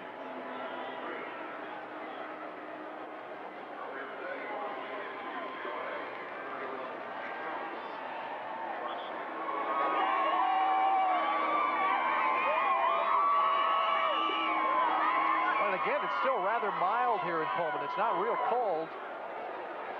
Well, the offenses have both been hot today. Here's Broussard on 3rd and 2. And he's going to be shy of the first down. Needed to get to the 34. The Cougars will call timeout once again. No, I think it's Washington calls the timeout because Steve Broussard did not make it, which will force Washington State to punt the football and give Washington a chance to come back and have a couple of shots at going to the end zone. Rob Myers has not had a punt blocked this year. And the Husky special teams in years gone by have been highly regarded. They're about the only phase at this moment that hasn't contributed to the scoreboard. Dennis Erickson wondering what his team's got to do at halftime to turn things around. He's going to stop by his office on the way to the locker room and tear out the speech that he used before at halftime against UCLA and use the same speech. You think they were ready to play today, Sam? What? 4th and 1. Myers. William Doctor deep to receive. He did not call for a fair catch. And as a result of that, Jay Langwin stuck him. Jay Langwin, one of the best special teams players for Washington State this year, along with Ron Ricard, backup cornerback. That was a close call for the doctor. So it'll be 1st and 10 Washington. They'll start from their own 39-yard line and would like to get into field goal position for John McCallum, who's long this year is 42 yards. That came against Arizona State. The Huskies 10-0 victory over the Sun Devils. Conklin will pass. Got hit as he let go of the football, and Aaron Jenkins can't find the handle.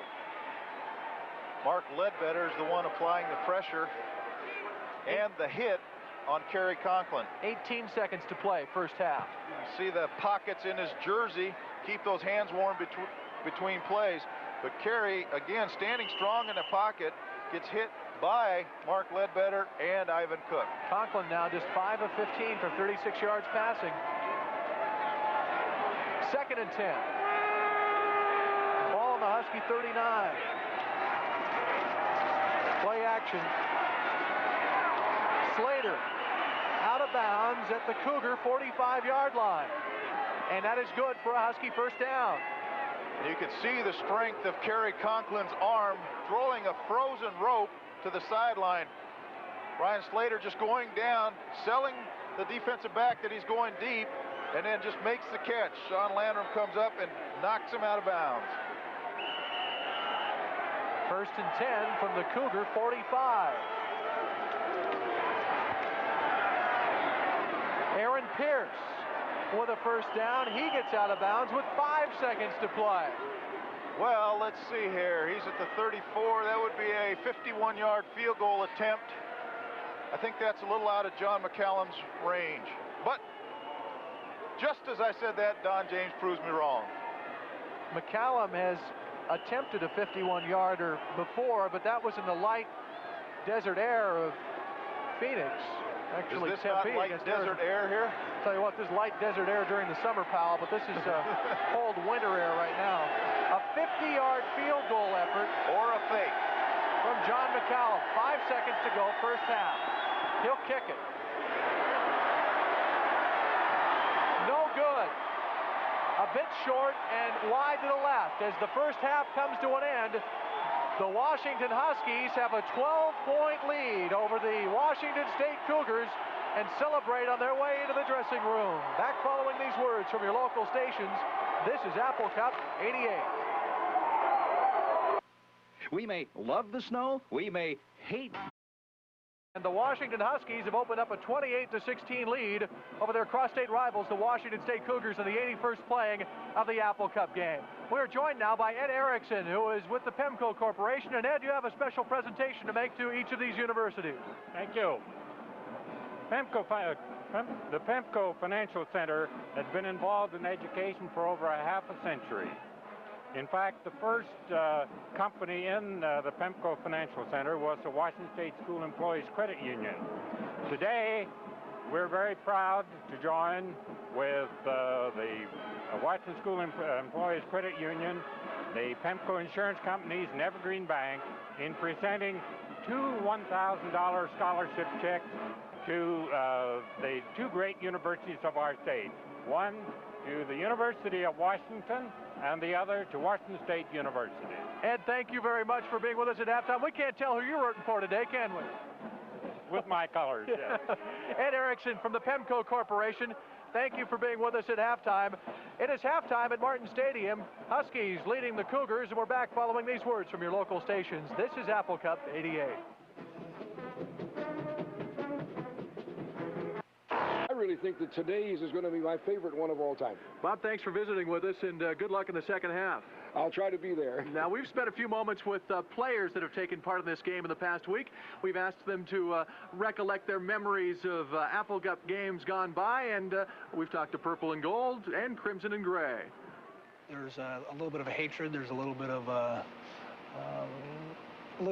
Not too much. I think I'd like to see Washington State win at times when they're not playing Washington. But it's a great rivalry. I'd say one of the better throughout the country. My junior year was a great game. It was a game where actually we ended up breaking a single-season rushing record here, and there was a lot of excitement towards the end of the game. A lot of our linemen were happy about breaking a record that's been around for a long period of time, and we took it to Washington State pretty good that day.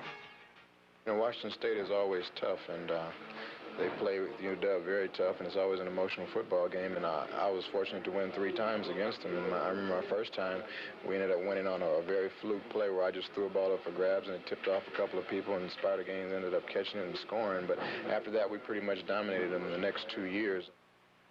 Put a lot of points on the board against the Huskies, but they put up more than we did, and that's the bottom line. And they were exciting, a lot of offense, but the bottom line, in the 4 years that I had a chance to play against them, we were 0-4. I'd have to look at the 1961 game, and I think that was a 21-17 game. And I happened to have scored the winning touchdown in the 4th quarter of that game. That was a real good feeling because it was a hard-fought game. And I think all of those games, there was never over a touchdown between us. I think the year before that was about 8-7, and the year after that was under 7 points as well. I think it all really started to heat up when we were playing for the Rose Bowl in 1981. And we were over here, and we lost that game. And then I guess my fondest memory in college was the next year, we had a team that was not even competitive with the Huskies as far as the talent. I mean, they had probably 7 or 8 guys that got drafted, and they were #1 team for a while, and we were not even in their league. And we just pulled off a unbelievable victory, and a lot of it was due to coaching, and a lot of it was due to some great playing by some younger members, and I'll always remember that 24-20 win in Pullman in '82. It is a rivalry that some consider to be among the best in the nation, and it certainly provided those of us in the Pacific Northwest with some pleasant and not so pleasant memories. Halftime at Apple Cup 88 here in Pullman, and we'll return to Martin Stadium after this. Dr. William Gerberding from the University of Washington. Thank you, Keith. It's a pleasure to be here today and enjoy this football game. At the same time, take this opportunity to remind people in the state of Washington that we have some outstanding research institutions available for their use. I'm here today with Dr. Bill Gerberding, who I'm pleased to be working with as my counterpart from the University of Washington. And we feel that the 2 research universities working together are doing a great deal to make sure that the state of Washington enjoys all of the benefits it so richly deserves. Pleased, Bill, to have you here with me today, and just pleased to get a chance to work together. Thank you, Sam. It's a pleasure to be here. I drove down this morning from Spokane and was reminded once again of the beauty and the fertility of that gorgeous Palouse country. And more importantly, from the standpoint of our comments here today, the importance of Washington State University and its research for the agricultural industry in this state. Agriculture is one example of the importance and the interlocking importance of industry, commerce, and our institutions of higher education. We're determined to have the best, and we think the business community agrees with us. Nice to be here, Sam. Good. Glad to have you with us. Thank you very much, Keith, for having us today. And the governor of our state, Governor Booth Gardner, joins us live now. And Governor Gardner, higher education in the state of Washington, very important, particularly with the legislative session coming up. Well, it's very important with or without the legislative session. A high-quality education system is important to the economic development of any state. Nice to have you here today to present the Apple Cup trophy after it's all over with. We know that you're a University of Washington graduate, yet you're out here in crimson and gray. What's the story? Come on. First of all, I'm so cold I'd wear anything, but if you saw my wife, you'd understand. We've been through this before, but she bleeds purple and gold. However, I'm balanced. You see the tie? Time, halftime. It's time to switch. Presenting that nonpartisan approach from the office, huh? Well, we'll look forward to seeing you after the football game is over with as you present the Apple Cup trophy to the winner. There are a lot of Cougar and Husky fans out there hoping you'll be in their dressing room. Thanks. Look forward to it. Governor Booth Gardner joining us live at halftime here at Apple Cup 88 from Martin Stadium, and we'll continue following these words from your local stations. This is Apple Cup 88. WAC 10 Scoreboard is brought to you by Texaco, star of the American Road.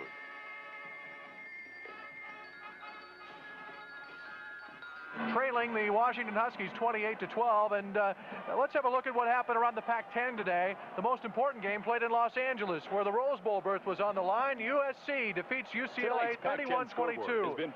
USC takes the lead on quarterback Rodney Pete's 29-yard touchdown pass to tight end Eric Affolter, who makes a nifty move and gets into the end zone. UCLA comes right back with a 10-yard touchdown pass from Troy Aikman to Reggie Moore to end the first half. Trojans went to the locker room leading 21-16 at intermission. In the second half, though, the Trojan defense toughened and the offense produced a field goal. This Aaron Emanuel 3-yard blast up the middle was all the Trojans needed to defeat UCLA 31-22 and earn a Rose Bowl berth against Michigan. Troy Aikman, 32 of 48 for 317 yards and 2 touchdowns. Rodney Peete in that Heisman Trophy race, 16 of 28 for 189 yards. He rushed and passed for a touchdown in this game. Stanford and California settled for a tie today. Robbie Keane, 4 field goals for California. The Cal Bears finished 5-5-1. Stanford finishes 3-6-2 for the year. And the Oregon Ducks fall for the first time to Oregon State under Rich Brooks' tenure. The Beavers 21-10 as Pat Chafee rushes for 109 yards and a couple of touchdowns in the Beavers' victory over Oregon. The Beavers finished 4-6-1 this year, Sam. And here at Martin Stadium, the Washington State Cougars trail Washington by a 28-16 score. Let's take a look at them right now and see how the Huskies produce this lead. First touchdown, Vince Weathersby. Running the option play, Vince Weathersby goes in untouched because he has a wide open corner. That was a nice little play from the Huskies, and here's Aaron Jenkins on the second Husky touchdown. And Aaron Jenkins is just running very hard. That's his first touchdown. Scores another one later on. Rich Swinton bouncing outside, beating Chico Fraley to the end zone. 4-yard run from Swinton. And then watch Lilo Lang on this play. Lilo Lang picking the ball off. Tim Rosenbaugh throwing the ball right to him. Goes in untouched for the score. This is the pass to Tim Stallworth on the slant route. Tim Rosenbaugh looks Chico Fraley off and then drills the ball to Tim Stallworth. Perfect throw, beating Lilo Lang. And we are at 28-16 at the half, and this is why. Have a look at this. And Aaron Jenkins bowls his way into the end zone. Now let's go down to Todd Pickett on the sideline with Don James. Score. The Washington Huskies back onto the field, and here's Coach James with Todd Pickett. For your team early. Yeah, having 4 first-half turnovers, that really was a great advantage for us, and it really helped us. You've been able to get pressure on Rosenbaugh without having to commit a lot of your defenders to the pass rush. Well, it's a little dangerous if you stick your guys out there one-on-one all over the field, but he's still, he's a good scrambler. He hurt us a few times. Good luck in the second half, Coach. Thanks for joining us. Don James, Husky head coach, back upstairs to you, Keith. Todd Pickett, nice job. Thank you for your work here at halftime. And Sam, the 4 turnovers, a key in this game. That's right. It's not a case of Washington stopping Washington State. It's more Washington State stopping themselves. 28-12 our score at the half. The Washington State Cougars trailing the University of Washington Huskies. Back following these words from your local stations. You're watching Apple Cup 88.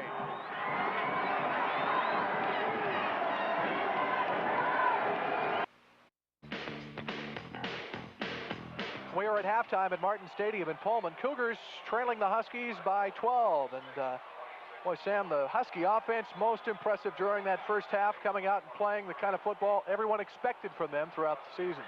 They have 189 yards total offense through the first half, 62 yards passing, 127 yards on the ground. Washington State, on the other hand, has 142 yards rushing and 96 yards passing for a total of 238 yards. But what's the biggest stat right there is the 4 turnovers, leading to 4 Husky scores.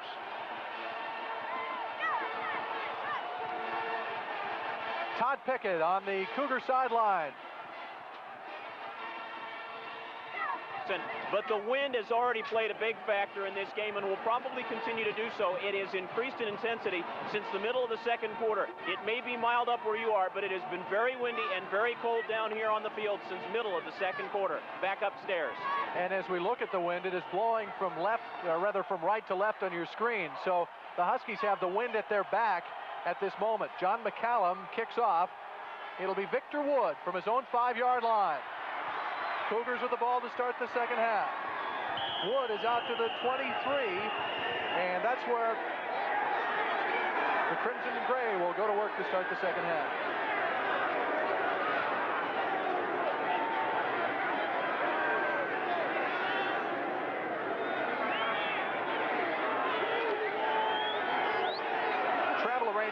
U.S. Air, whether you're traveling to San Francisco for business or pleasure, U.S. Air has a convenient nonstop going your way.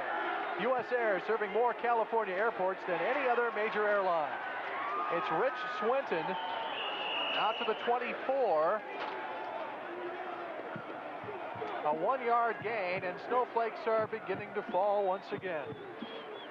But they're little tiny snowflakes. I don't think they'll come into play just yet. Unless a whole bunch of them start falling at once. And they stick together. Then they become big snowflakes. 2nd and 9. Paul Wolf remains at center for Washington State.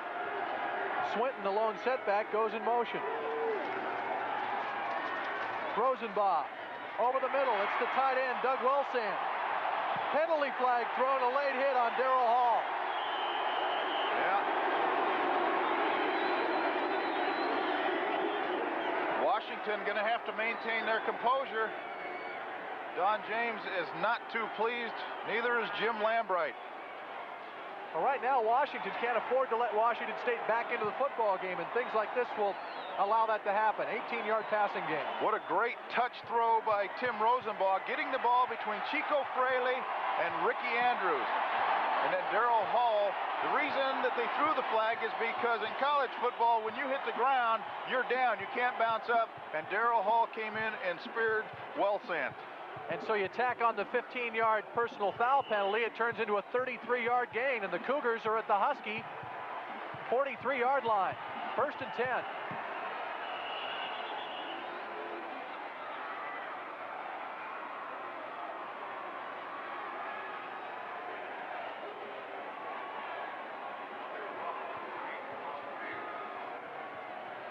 Move the football around a bit, I guess, Sam. Rosenbach 7 of 14 for 114 yards now. Thing is, you have to credit the Washington Husky secondary in playing great pass defense, and Jim Lambright coming in with a very good game plan because they're taking away the quick passing game. That's what they said the key is. I have to take away that quick passing game. Trips right for the Cougars. Broussard in motion to the left. Rosenbach with all kinds of time, and there's Victor Wood. Breaks a tackle, and he's to the 28-yard line. Chico Fraley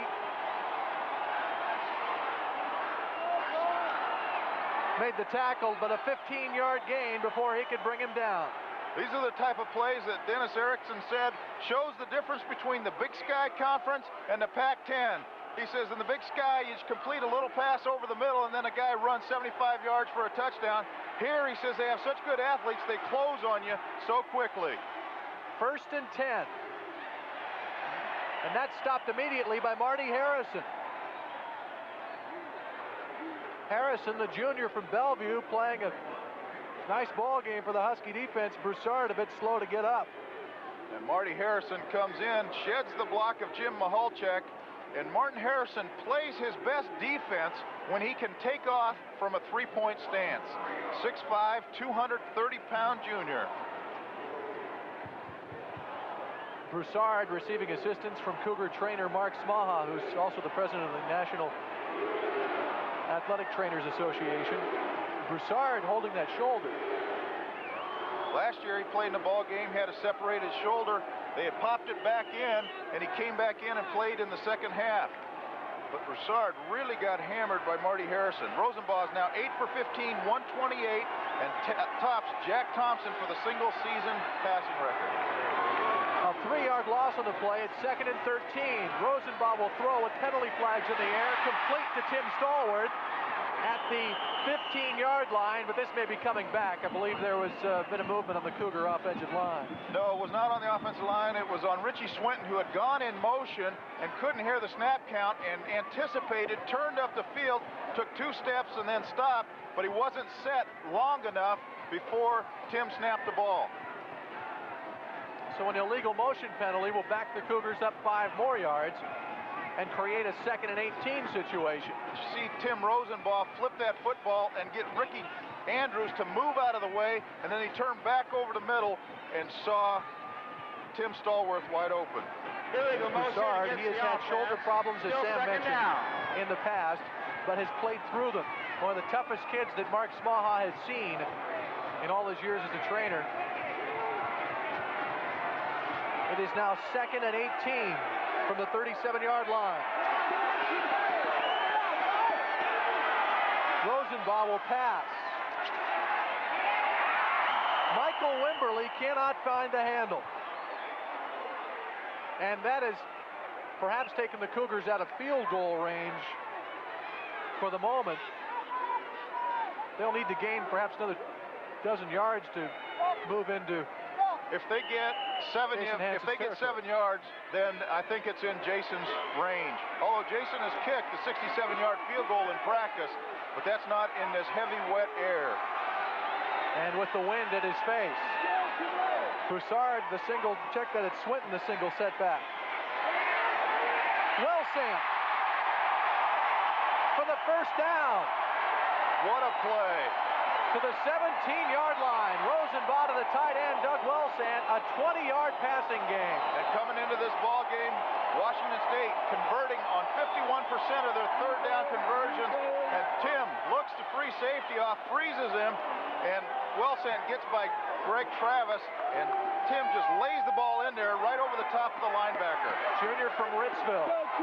Right hash, ball on the 17-yard line. It's Swinton. Not a lot of room, and he gains perhaps 1 yard on the play. Brett Collins wrapped him up. And Todd Pickett is standing by on the Washington State sideline. Keith, update on Steve Broussard. He has a pinched nerve in the neck shoulder area being evaluated right now. They don't know yet whether he'll return to the game. Back upstairs to you. Gain of 2 on the play, so it's 2nd and 8. We'll await the return of Tim Rosenbaugh. You can see that snow falling a bit more feverishly now, though it isn't anywhere near being warm.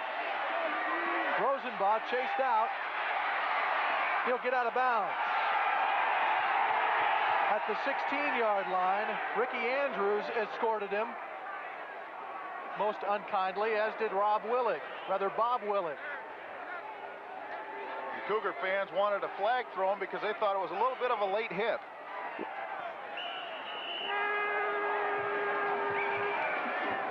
It's beginning to look a lot like Christmas. And it isn't even Thanksgiving.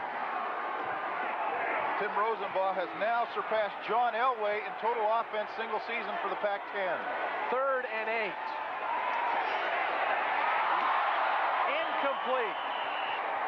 Victor Wood was the intended receiver. And Lilo Lang provided coverage, but they are well within Jason Hansen's field goal range. And Sam, the wind seems to be swirling in here now, and it is at Jason Hansen's face.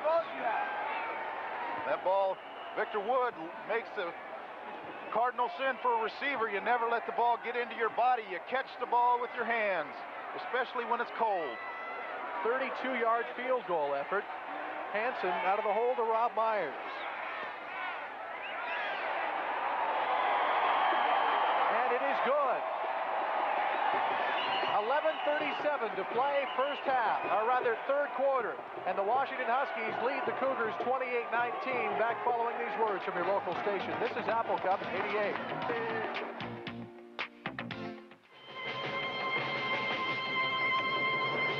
Husky. Dennis Erickson's team trails the University of Washington by 9 points. This is his second Apple Cup game as head coach, and this is Don James' 14th. He has won 10 of the games that he has played in against Washington State, actually coached in. There's those big snowflakes you were talking about. They were so heavy they knocked the football off the tee. Games like this, you used to wear about 15, 16 layers of garment, didn't you? Yes, sir. Self-preservation. You just did everything you could to keep warm, except for those short knickers you have to wear as a football player. You always stood by that heater anyway, didn't you? No, Jack wouldn't let us have those heaters, you know? We had to be real men. Well, Jack Patera brings back fond memories, doesn't it? Very fond memories. He's a good man. Had to be a good man to keep you on the sideline for 6 years. I kept him entertained. Steve Jones is out to the 27-yard line, and that's where Washington will start 1st and 10. There's Broussard nursing that pinched nerve in his shoulder. 17 rushes for 64 yards, and he has 7 100-yard games this year. leading rusher in the Pac-10 despite missing a couple of games.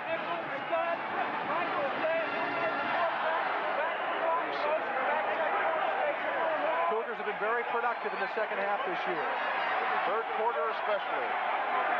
1st and 10. They place it at the 28-yard line. Conklin to throw. Intended receiver was Brian Slater. Slater is one touchdown reception away from setting the University of Washington career touchdown reception mark. He's tied with Spider Gaines and Lonzell Hill, who each have 16. He has had an outstanding career at Washington. Going the big game. Definite right pro here. prospect. His first big game was right here. Caught 3 touchdown passes in that 86 game. Remember that one-handed, left-handed catch? Great player. 2nd and 10. They'll pass. Jenkins out of the backfield. Tripped up. It's Vernon Todd. He's very close to a first down. And Aaron Jenkins is hurt. Hobbling a bit. It is a first down. Kerry Conklin looking downfield, quickly turns out and gets the ball to Aaron Jenkins. And you see Brian Slater make a nice block on Ronnie Lee, which allowed Aaron a nice little running lane. So 1st and 10 from the Husky 38. Weathersby. Dropped immediately by Mark Ledbetter, the redshirt junior out of Tacoma who attended Puyallup High School. And Mark Ledbetter coming off knee surgery during the bye week late in September. A 1-yard gain for Weathersby, who hasn't really lived up to the expectations this year. Going back to Mark Ledbetter, the coaches say he's an overachiever, that he gets all that he can and gives you it all. Here comes that snow again on 2nd and 9. Penalty flag down. James Compton carried the ball. Compton, the sophomore from Bandera, Texas. Holding penalty against Washington. And Aaron Jenkins comes back into the ball game not limping at all. But now Vernon Todd is limping.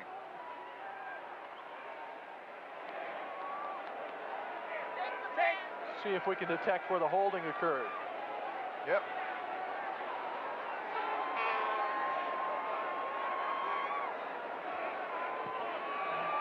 Difficult to tell. I think it was the individual, I couldn't tell the number, that was blocking Danny Grayson. Still 2nd down. Because he got his left arm around on Danny Grayson's back, and that official saw that and threw that flag. 10-yard penalty creates a 2nd and 19 situation for the Huskies. Washington State has been penalized 8 times in this game. Conklin 8 of 17 passing for 72 yards. Everybody out of the backfield. And he's dropped. Mark Ledbetter. Boy, and you could see that they were coming on a stunt that time. The defensive line for Washington State running a game where the tackle goes to the outside, the defensive end comes to the inside, and they just have their ears pinned back because they know that Washington is going to throw the football. Mark Ledbetter comes in and sacks Kerry Conklin. And look at the snowfall now. An 11-yard loss. Mark Ledbetter getting in to get after Kerry Conklin. 3rd and 30.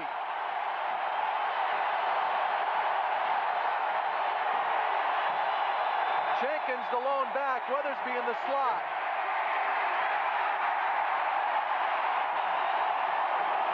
They give to Jenkins.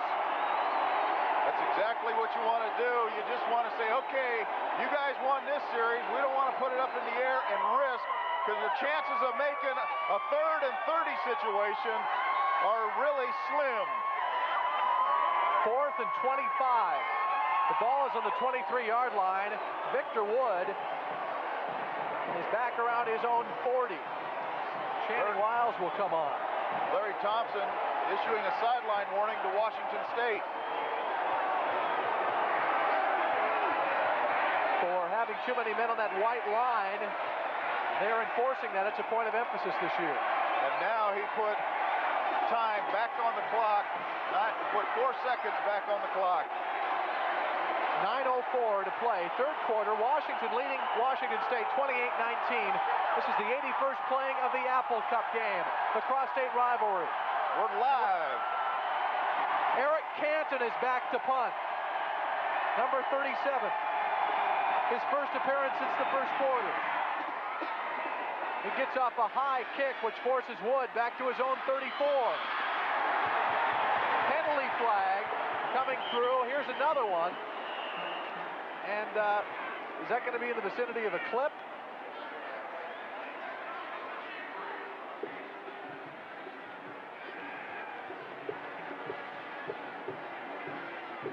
Larry Thompson, the referee for today's game. Washington State will receive the football. It's just a matter of where they will be receiving it. A clip on the Cougars, and so that'll back them up. The most penalized team in the conference adds another one to their long list. 8:41 to play, third quarter. Back following these words from your local station. This is Apple Cup 88. Price. 8:41 to play, third quarter. Washington leading their cross-state rival, Washington State, 28-19. This is actually the 27th playing of the Apple Cup game, sponsored by the State Apple Commission beginning in 1962. Cougars have it first and 10 from their own 17.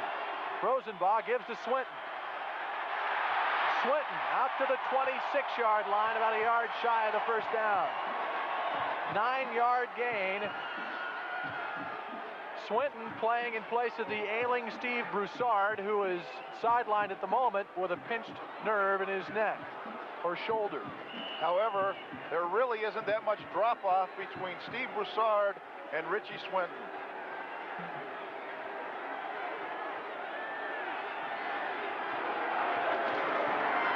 On 2nd and 1, Swinton for the first down.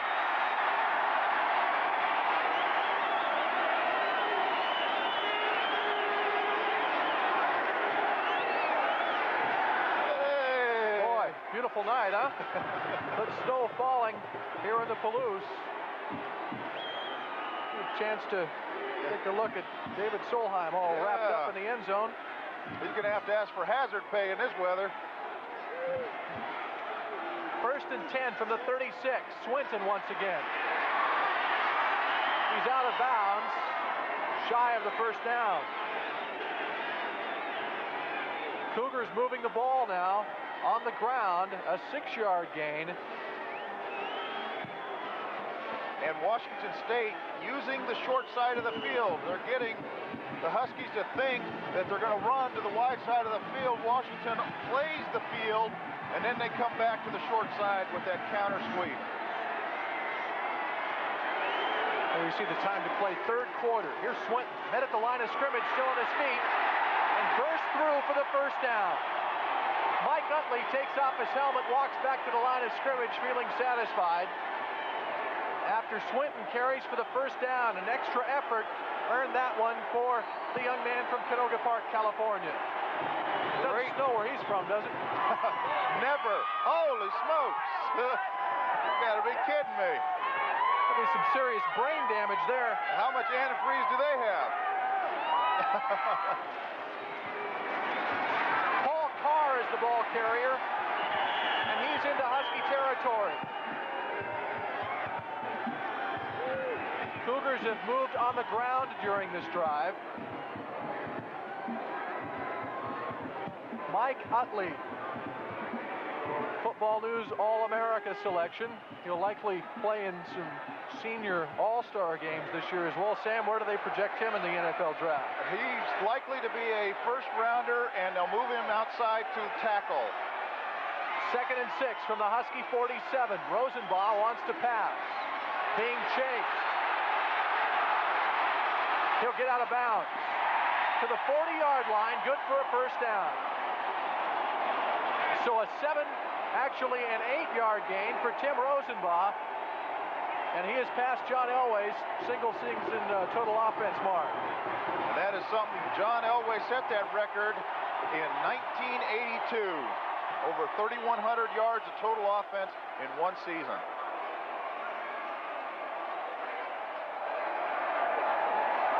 First and 10 from the Husky 40. Cougars trailing by 9 with 7:15 to play. Third period. Checking off. Broussard, or rather Swinton is the lone setback, and he has the football. Down to the 36. A gain of 4 before Bob Willig wrapped him up.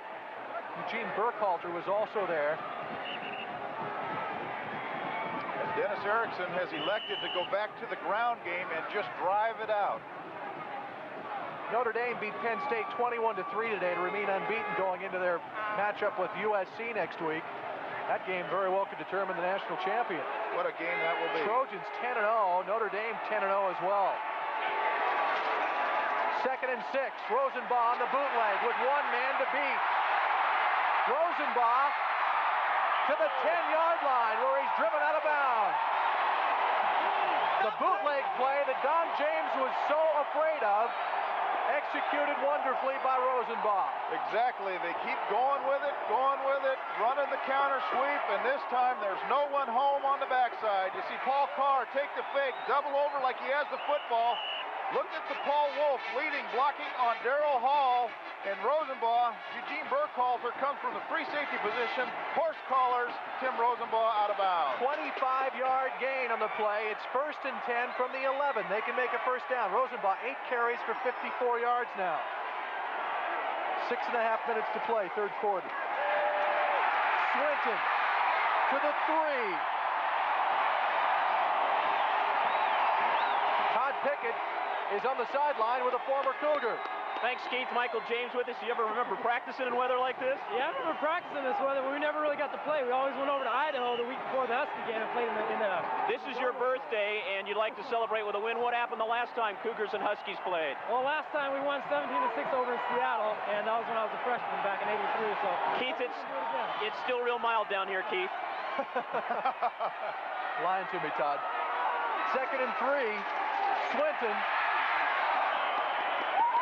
is to the 2. Michael James came up with a big catch in Washington State's upset victory over USC here in Pullman in 1986. Washington State utilizing Richie Swinton, and they have the luxury of rotating those two backs, Richie Swinton and Steve Broussard, because they would like to run the ball 40 times a game, but neither of those two guys are big enough to handle it 40 carries a game. So what they do is they alternate them and give them each 20 carries a ball game. It is 3rd and 1 from the 2-yard line. And Washington State has elected to talk this over. Tim Rosenbaugh heading to the sideline to visit with Dennis Erickson. They're knocking on the door with 5:21 to play, third quarter.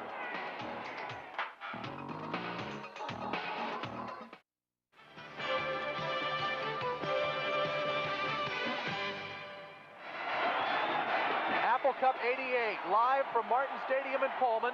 Yes, it is snowing. Yes, it is cold. And yes, it is a sellout. And Washington State is looking at a 3rd and 1 situation from the Husky 2. They can make a first down. Swinton has the first down, and it'll be 4 cracks at the goal line for the Cougars, who trail by 9, 28-19. The last timeout was called by Washington. Sam, why do you take a timeout in that situation? Because Washington State came out in a set that they didn't have the right personnel in the ball game. They wanted to get their goal line people in there, so they had big on big, so they didn't give them running lanes. Washington State's offense has scored 378 points this year, which is a new single-season record. The old record was 317 yards in 1984 when Mark Rippon was at the helm. They're going to bring the sticks in and measure this. And they're doing so right now. Washington State has indeed picked up that first down by half a ball length. They needed to get to the 1-yard line to earn the first down. They have done so. And the Cougars look at first and goal. They have about 18 inches to move. I think with that big offensive line, it's pretty good that they'll make it. West Virginia finishes the season, the regular season, 11-0. On first and goal, Swinton Touchdown, Washington State.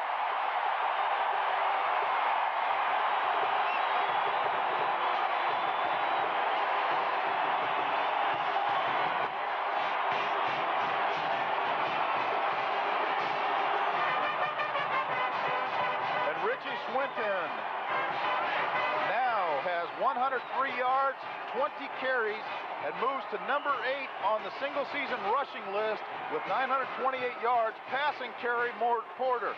You see the bull drive, bull blocks by the offensive line, and Swinton just lowers his head. Goes behind Utley and Dyko. And the Cougars have had a running back over 100 yards in each of their 11 games this year. Jason Hanson adds the extra point. The Cougars are within 2. 4:59 to play. Third quarter. We're back following these words from your local station. This is Apple Cup 88. To fall here in Pullman.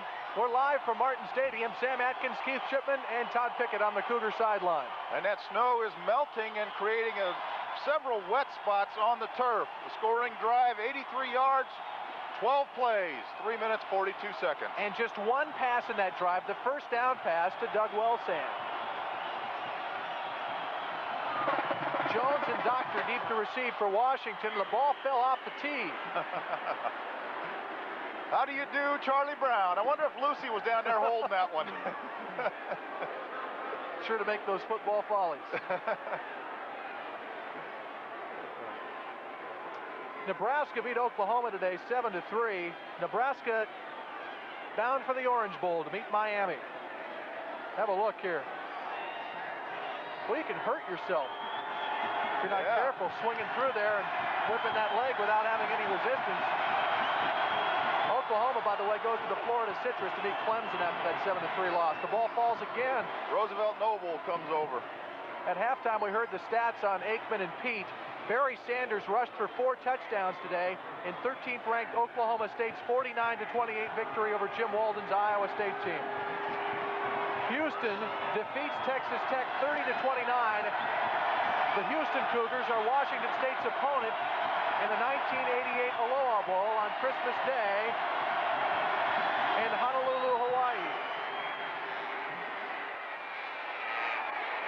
It's Stevie Jones with room, and he's out to the 40-yard line. That's one thing that has hurt Dennis Erickson all day is that kickoff cover team. They're allowing Washington such good field position on the kickoff returns every time. They're starting in between the 30 and the 40-yard line as their starting position on these drives. Steve Broussard is headed for the dressing room, and his day may be complete.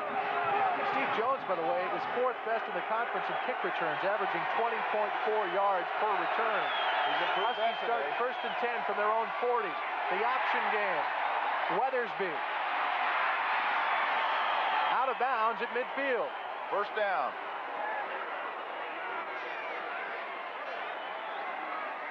A 10-yard gain from Weathersby.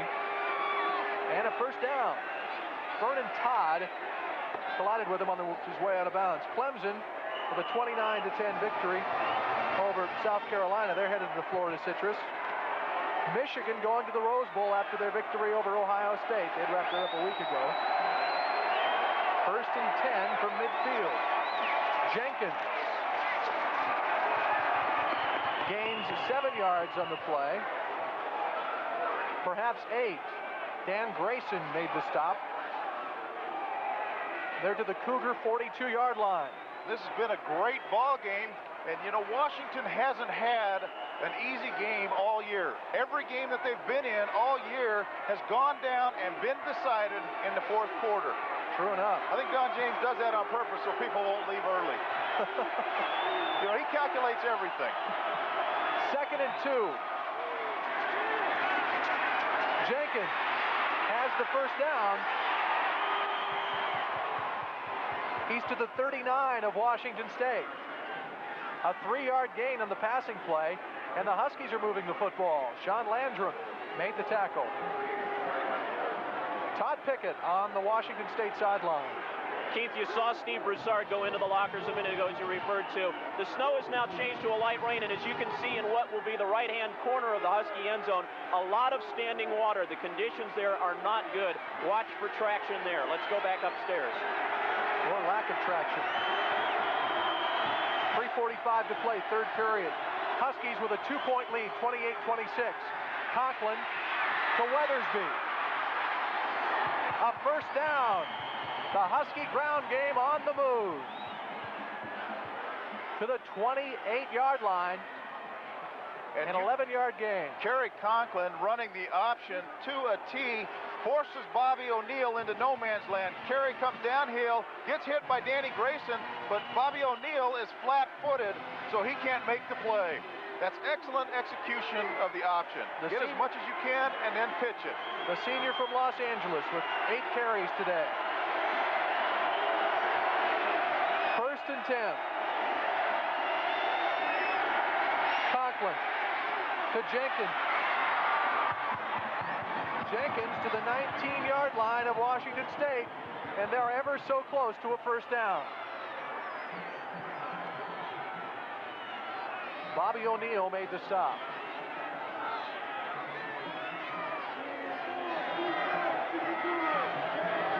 And they're going to be shy of that first down by about a foot. They won't even measure. It'll be second and a short yard. Great down, great throwaway down. Third quarter time. Jenkins for the first down.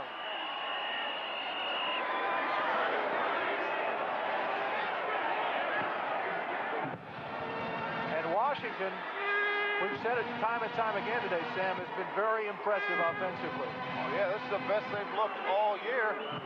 Moving up and down the field and putting together a drive like that after Washington State goes down and scores, and then if they can come back and answer, that might stifle Washington State. First and 10 from the Cougar 16. Fitzgerald in motion. Weathersby. Dropped for a loss, Ivan Cook. Back to the 19-yard line. Cook, the senior from Roseville, California. And that's his first tackle for a loss this year. Ivan Cook, and see, again, you look at Washington running the sweep out of the I formation, and Ivan Cook just makes a beeline outside. That's why they put the option in and are running the option so much to take advantage of that perimeter running game. Second and 12 after the loss of 2 yards.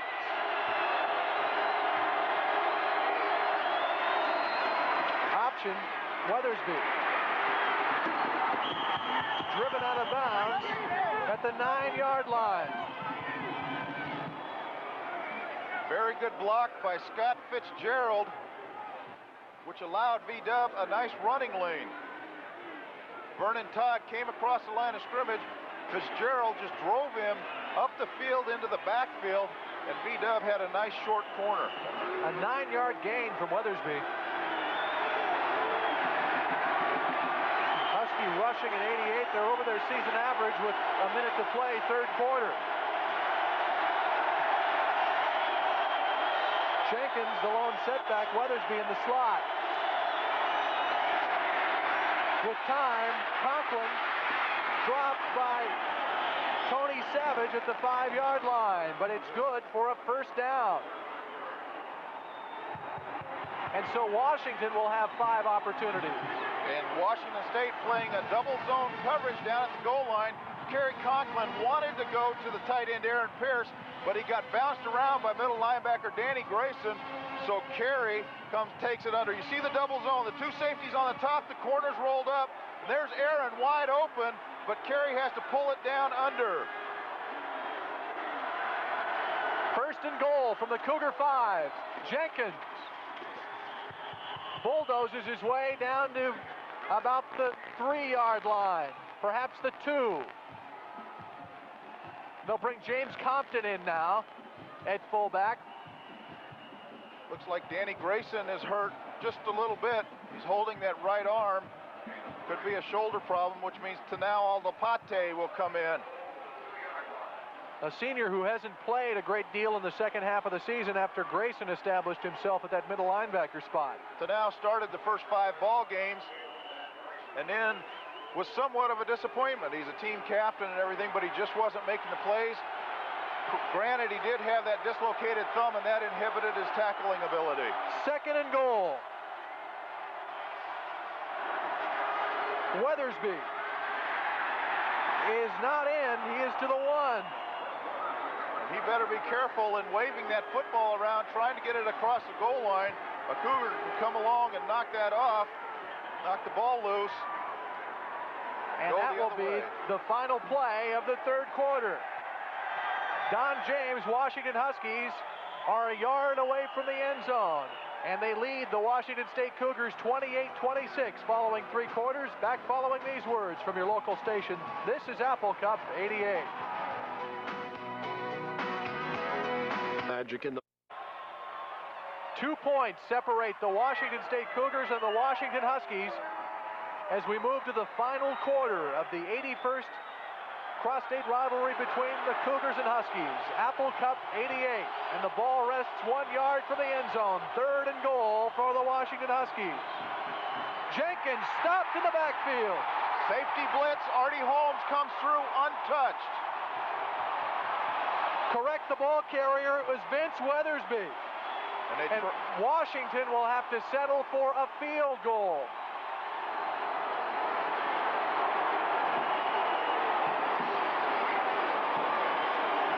A loss of 3 yards on the play, and that will bring on John McCallum. Vince Weathersby talking with Matt Simon, the running back coach. And Washington State players are telling the crowd, get into it so they can't hear the snap count. 20-yard field goal attempt from McCallum. He's perfect from this distance this year in 5 attempts. And he remains perfect. 6 for 6 now inside the 30. And this 20-yard field goal has given Washington a 31-26 advantage with 14:15 to play in the 4th quarter. Now, that is a big, big play by the defense, and the defense has been able to come up with some big plays for Washington State in the 4th quarter this last half of the season. Against Stanford, they come with an interception. Against UCLA, they stop the drive. But they come with that offside sweep again. They run it almost every time down on the goal line. Artie Holmes anticipating, comes through untouched, gets Vince Weathersby before he can get underway. But because they held him to a field goal, now Washington State, if they get a touchdown, they take the lead. Dennis Erickson looks exhausted.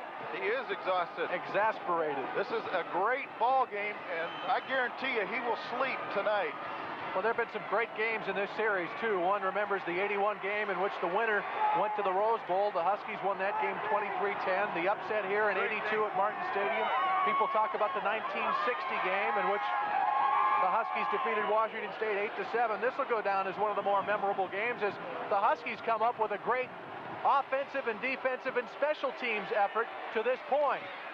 This is Ed Tingstead to return, and he's wrapped up and bulldozed down by Virgil Jones. Tingstead, the senior from Spanaway, his brother Mark, having a good year for Arizona State, which closes out the season next week against Arizona. We are live in Pullman. Big drive for Washington State right here. See if they keep it on the ground again and drive it down the field, or if they try to mix in the pass now. Start 1st and 10 from their own 17. Here's Swinton. Lots of room. Eugene Burkhalter actually drove him out of bounds. That's Paul Carr. Paul Carr carried the ball. Now Richie Swinton's coming into the ball game. Paul Carr's longest run of his career. 22-yard effort from Paul Carr. That counter sweep, Mike Utley coming around. Normally they run that to the weak side. This time they run it to the strong side. Bringing Mike Utley, Chris Dyko around. Freshman from Bellevue, Washington. Played at Bellevue High. 1st and 10 Cougars at their own 39. Rosenbaugh wants to pass, feeling the pressure. Go up. Steps out of bounds at the 44-yard line for a gain of 5. So it will be 2nd and 5 from the Cougar 44. Todd Pickett is on the Cougar sideline. Keith, you see Dan Grayson. They worked on him for a mild pinched nerve. He's huddling now with the rest of the defensive unit and is expected to come back into the game next time, back upstairs. Just like a true linebacker. Those stingers don't bother them. 2nd and 5. Swinton.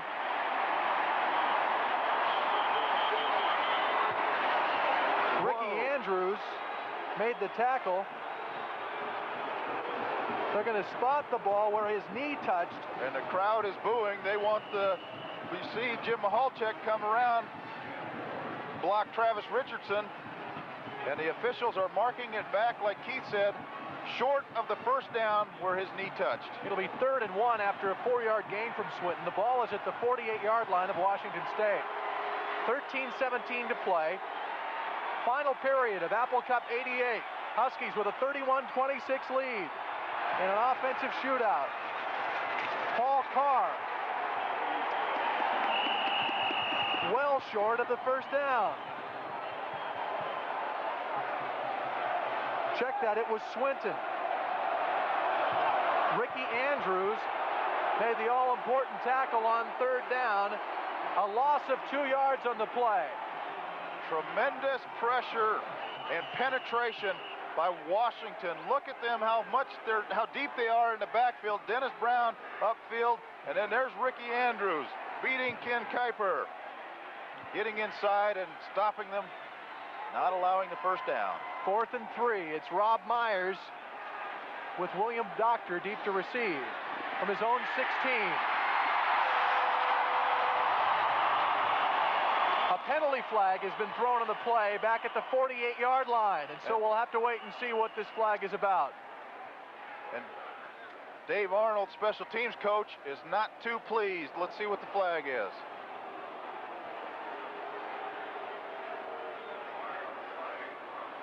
Illegal procedure against Washington State. So will Don James have them come back and kick it again? Indeed he will. Let's take the field position, so they will bring it back and punt once again. Well, you have to make him kick again when you got a guy like Rob Meyer who's only averaging 35 yards. He hit that one pretty good. And he's going to make him do it twice. Illegal procedure against the kicking team. Not enough men on the line of scrimmage. 5-yard penalty and a re-kick. So back him up 5. That's why Dave Arnold was upset, because you've got to have 7 men on the line of scrimmage. Their formation was bowed just a little bit. Cougars have been penalized 10 times in this game for 75 yards. The Aloha Bowl is here today. Bill Thompson is their director of operations. We will chat with him most likely after the game today, and he's here to tender an invitation to Washington State to meet Houston on Christmas morning in the 7th Eagle Aloha Bowl game. Boy, the Cougars want to go there with a victory under their belt and an 8-3 record. They'd be all that much more attractive for the bowl people as well. Myers punting once again, and he gets out of a beauty. Doctor to his own 12, but he's beat the coverage, and another penalty flag is up. No, I guess not.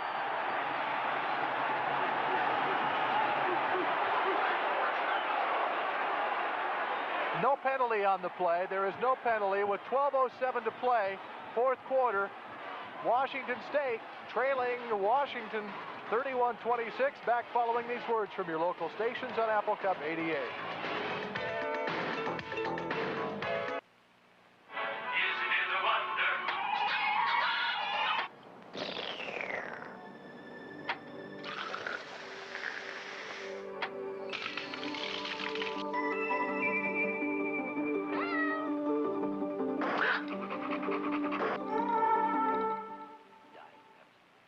Shop Albertsons for all your holidays. Trailing Washington 31-26. 12:07 to play. Final period, Aaron Jenkins, the ball carrier for the Washington Huskies.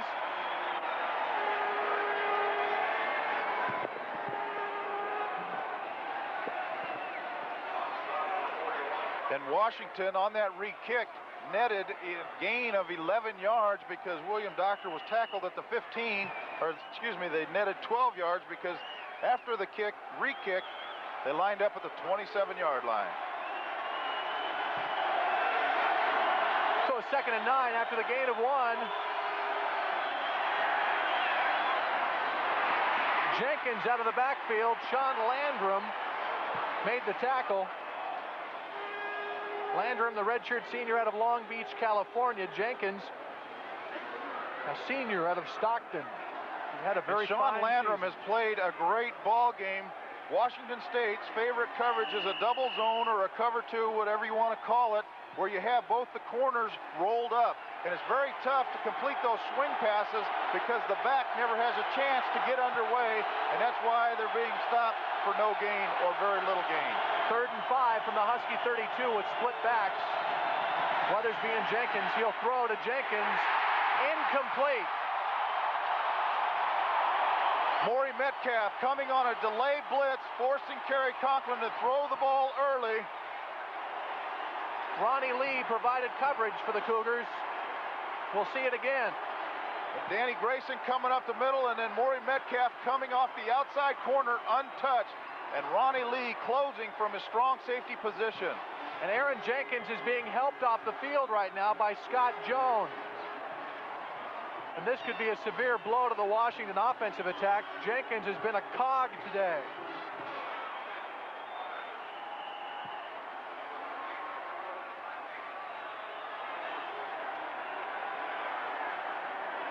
So 4th down for Washington, 4th and 5. Eric Canton is on to punt once again. Blocked! Washington State, Sean Landrum blocks the punt, the first kick blocked this year for a Washington punt team. And they had 2 blocked last year, and Don James said that is one of his concerns to improve this year was the special teams, but Sean Landrum just blows in off the corner, takes the ball right off of Eric Canton's foot, and then the Cougars come up with the recovery. Sean Landrum was good. And boom! Jay Langwin recovered it. Jay Langwin beats Eric Canton to the football. Washington's first turnover, if you will, of the day. Rosenbaum the bootleg. He'll run out of bounds. Back to the line of scrimmage. Eric Briscoe chased him to the sideline. And Washington State is going into that wet end zone that Todd Pickett talked about earlier. I was watching Elmer Thomas go down into the end zone, and he was trying to run a sideline route, and he was having a little bit of trouble running an out route. Todd Pickett on the sideline. Keith, Tim Rosenbaum spent the last defensive series on the sidelines being checked. He took a helmet in the ribs. They asked him, can you throw? He said, I don't know. Back upstairs. They've run the first 2 opportunities. Swinton inside the 5, or actually to the 5-yard line.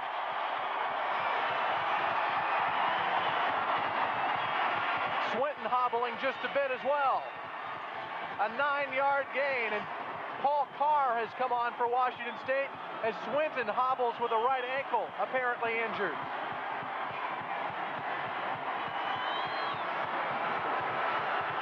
Husky defense awful stingy with the points. 3rd and 2 at the Husky 5.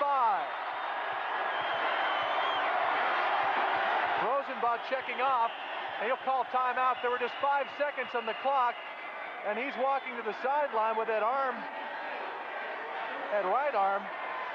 Well, the reason his right arm, though, Keith, he's holding it like that. He's got that muffler on, so he's got his right hand in the muffler. It's not his right arm. But they don't know whether he can throw the football. And he walked up to the line of scrimmage, and Washington has been adjusting and shifting at the last moment. So he was waiting and holding out. He was waiting for Washington to declare what they were going to do, and then realized he only had 6 seconds left on the 25-second clock, so he was forced to take the timeout because he was going to change the play. 3rd and 2, 9:51 to play, final period here at Martin Stadium. Tim Rosenbaugh had some words to say after last year's game. This year he has let his stats do the talking. Don James, his 14th year at Washington. Cougar offense tops among Pac-10 teams, 10th in the nation. They've scored 46 touchdowns this year. On 3rd and 2, Swinton. He's shy of the first down. They're at the 5. Tony Zachary in to make the stop. And the end zone erupts. That is where Husky fans are located. And Dennis Erickson looks like he's going to go for it on 4th down. Indeed he is. Biggest play of the year for Dennis Erickson's Washington State Cougars. And boy, they had some big ones against the UCLA Bruins. 4th and 2. They are 7 for 11 in 4th down conversions. Bootleg, Rosenbaugh has the first down, has the touchdown.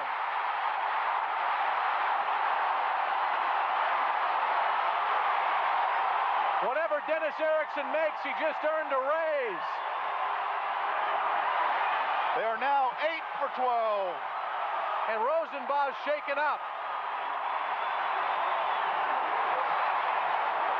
Those ribs, they are a-hurtin'. He'll go over, throw an ice bag on there. But the way they're running the football right now, Brad Gosson can come into the ball game and just hand off to Richie Swinton. But they come with that bootleg. You see the Husky defense flow that way. Ricky Andrews runs with Richie Swinton, and Rosenbaugh cuts it back and finds the end zone. The Cougars are going to see the 25-second clock expire, but they chose to take a timeout just before that in regard to the point after touchdown attempt. That's right. Right there, the shot from Greg Travis is what caused Tim Rosenbaugh to feel a little bit of pain. And the Cougars have regained the lead with 9:06 to play. 4th quarter, 32-31. Jason Hansen. No, you go for the point after touchdown guy, but you're going to go for 2 here. You go for 2 here because you already have the lead, and at least you put yourself in position for a tie. 1 point doesn't do you any good, so you want to go for 2 because then a field goal will tie you.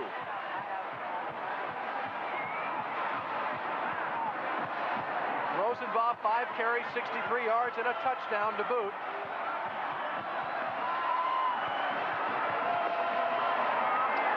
Courageous performance by Tim Rosenbaugh, coming in, doesn't know if he can throw, and leads them down. But you got to go back to Sean Landrum, Jay Langwin coming up with that great special teams play. Don James wrapped up in another thriller this year. What a great game this has turned out to be. Boy, oh boy. Who cares if it's raining or snowing or whatever it might be? This is great football. They're going for 2. Rosenbaugh slips, he can't get into the end zone. The turf becomes a factor. He lost his footing at about the 5-yard line, and he is very slow to get up.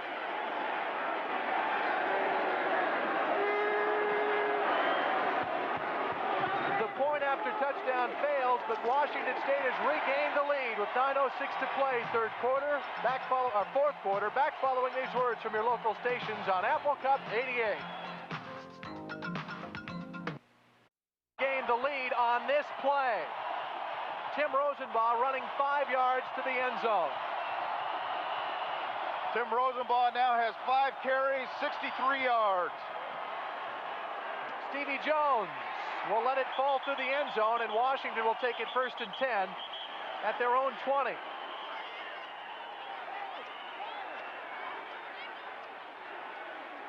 And you kick it away from Steve Jones, or you kick it to William Doctor. Either one of them are probably going to hurt you. Don James' football team looks at 80 yards. And Kerry Conklin, 11 for 21, 88 yards. And 4 carries for 17 yards.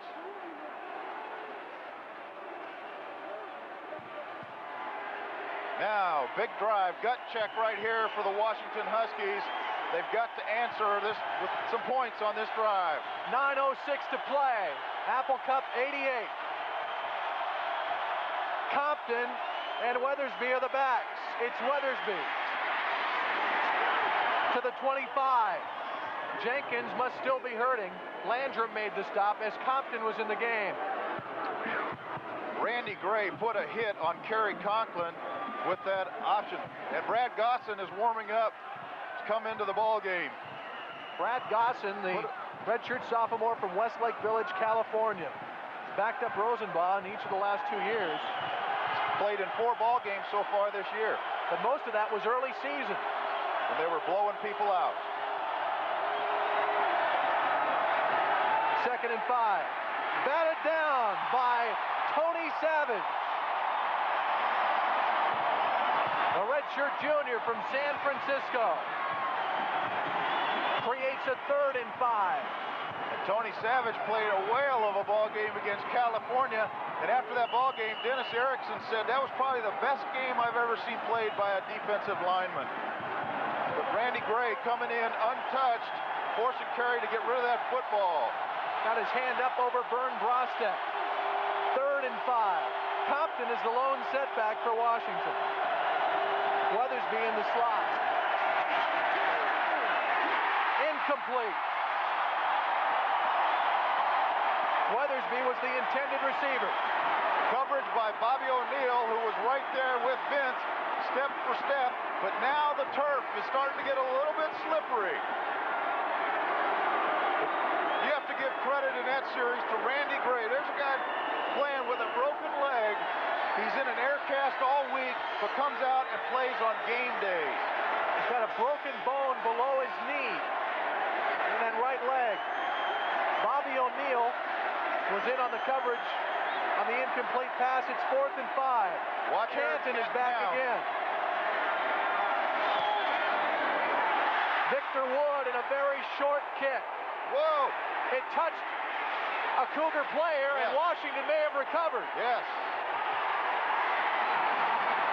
Artie Holmes was hit in the back of the foot by the kick, and a short kick turns out to be Washington's football. He was turning, trying to run away from that football. Scott Fitzgerald comes up with the football for Washington. 8:09 to play. Final period, and we're back following these words from your local station. This is Apple Cup 88. Away from the football, but it hits him in the back, and Scott Fitzgerald comes up with the ball for Washington. 20-yard punt. The ball's at the 45, 1st and 10 for the Huskies. It's Weathersby, dropped by Tanao Alapate.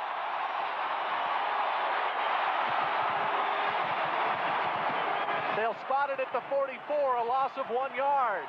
Classic linebacker Phil. Find a hole and go in the seam. There he beats the oncoming lineman, who was supposed to trap in that hole. And Tanao makes the tackle on V-Dub before he gets underway. James Compton remains in the game for Washington at fullback in place of Aaron Jenkins, who came off shaken up. Weathersby the tailback. 2nd and 12. Incomplete. Intended for Scott Fitzgerald, and he's going crazy. Whoa! He just flinged that football and hit the official. I'm a little surprised the flag wasn't thrown there. Well, he got hit in the lower abdomen, so he couldn't throw the flag. You know what I mean? Vern? Well, the Husky coaches will get him out of there quickly so he doesn't commit a mental mistake. That's right, but it's a good call by the official because his knee hits first out of bounds, then his foot drags. So that is a very good call by the official. Let's see if we can see it better from this angle right here. Watch his knee go down. It's out of bounds on the line. That's right. And then the foot drags. Very good call. On 3rd and 12 now. Over the middle. I think the Huskies might have a darn good case for pass interference there. Boy, you look at that sideline, and they believe so. Artie Holmes came right through the intended receiver and hit him before the ball ever got there. 7 minutes, 17 seconds left in this ball game. A lot of time. It'll be 4th and 12. Conklin now 11 of 25, and Don James can't believe that call. But again, you have to look at Eric Canton. Gets off a 20-yard punt last time. And I am surprised that Dennis Erickson isn't putting 2 people back for deep safety, so at least he can catch the football. Victor Wood catches it at his own 24. I still think that was pass interference. Maybe not. I don't think so. Todd Pickett is standing by on the Cougar sideline with an update for us. Keith, injury updates both ways. Rich Swinton with a little bit of a cramp in a calf. He's back. Tim Rosenbaugh's only injury, still the bruised ribs. There's nothing wrong with his arm. And Husky running back Aaron Jenkins, what can be called a mild concussion. He's being held out of the game right now. Back upstairs. Boy, Richie Swinton must really be working if he's cramping up in this weather. 1st and 10 from the 24, and it's Swinton. Ricky Andrews, Chico Fraley. Clock running with 6:58 to play, and the Cougars have a 1-point lead, 32-31. A 1-yard gain for Swinton. Or check that, a 4-yard gain. It'll be 2nd and 6. And now it's time for Tim Rosenbaugh to start thinking about using that clock, using every bit of the 25 seconds as he's standing there. There's 15 seconds left right now. He's going over the middle. Incomplete. They'll rule an incomplete pass. No, there's the official right there. Oh. Official on top of it calling it incomplete, and Bob Britkowski, the offensive coordinator, on the sideline going nuts. Doug Wellsant, the intended receiver. The whole Cougar sideline was jumping up and down over there. That ball was just a little bit short. You have to wonder how Tim Rosenbaugh's ribs are. It looked like a wobbly toss as well. It is. It's a little bit end over end, short. Wellsant goes down. Never really had possession. Incomplete pass. We'll see it again from the end zone. Rosenbaugh sets up and then throws. Sees Wellsant's open. He goes down, but he never had possession. Trips left. Man coverage.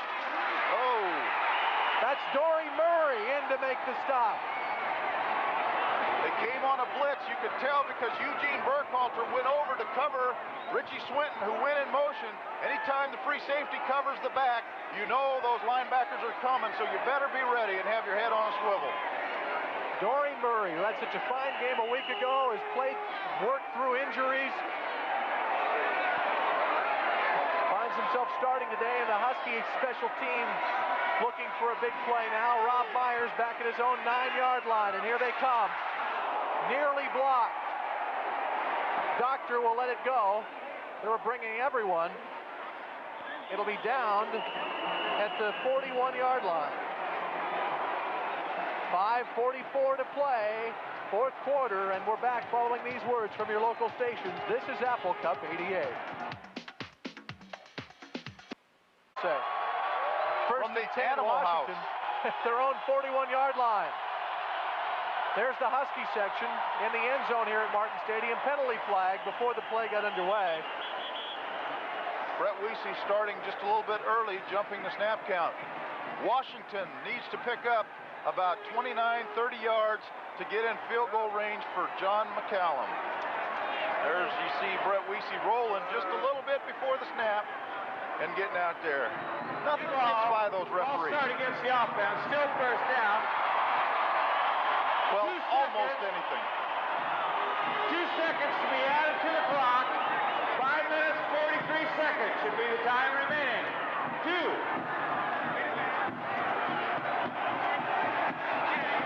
So it'll be 1st and 15 from the Washington 36.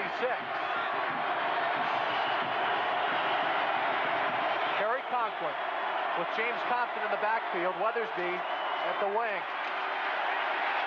Wants to throw. It's complete to James Sawyer. Bobby O'Neill brought him down. A gain of perhaps 4 on the play. And Kerry Conklin was just a little bit late because he trips as he's on his drop back, which caused him to be just, see, there's the little stumble, and then he's a little bit late, and Sawyer could have outrun Bobby O'Neill coming across the field. James Sawyer, the freshman from San Jose, finding time this year. Put into duty with the absence of Andre Riley, who went down with a knee injury early. Boy, he's been sorely missed by the Huskies. 2nd and 11. Slater, off his fingertips, incomplete. We haven't heard Brian Slater's name much today. He's about due for a big play. They've been following him. They've been shadowing him anywhere he goes. He goes 12 rows up in the stands. There's going to be somebody following him, because Dennis Erickson said, that guy scares me. He is a player.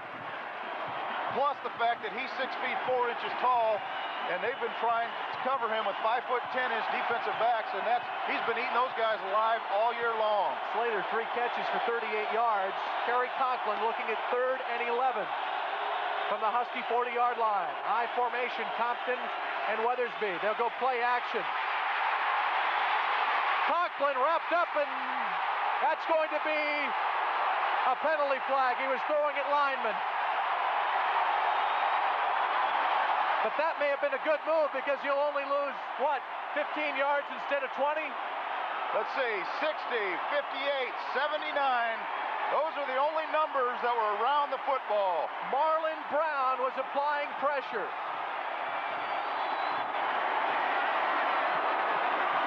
A loss of down as well. And Marlon Brown has his day in the sun, if you'll excuse the cliche on this cold day. And Marlon Brown applying the pressure. They run a play-action pass, and then Kerry Conklin feels that pressure, and Marlon is just keep chasing him. Kerry tries to spin out of it, but Marlon has too big a grab of that jersey, and Tanao Alapate comes in and also delivers a shot to Kerry Conklin. Is that a spot foul? Because they've gone back to the 12-yard line, a 28-yard loss. Loss of down. So Eric Canton standing in his own end zone. Victor Wood at the Husky 46. Cougars showing a return. And Canton gets off one of his better kicks of the day. Wood from his own 48. Wrapped up at midfield, Ivory Randall. And you saw Victor Wood, the way he doubled up over that football. He's not about to make a mistake, turn the football over, and give Washington good field position. 4:36 to play. Dennis Erickson's team with the football and a 1-point lead at 32-31. They have 1 timeout remaining. Washington has 2 timeouts to utilize if they so desire.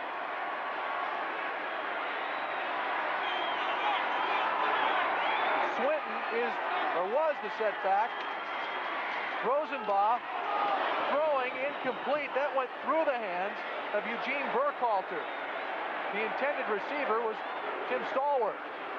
We haven't heard Stallworth's name much in the second half. Huskies have done a good job keeping him out of the flow. And you'd think that Washington State would want to keep the football on the ground to use up as much of the clock as possible. Now, 2nd and 10 situation, the ball at the 50. Rosenbach is 9 of 20 today for 148 yards. Here's Swinton with lots of room. Richie Swinton to the 25-yard line. Big play from the young man from Canoga Park. That guy's nuts. Aloha with no shirt on. Man.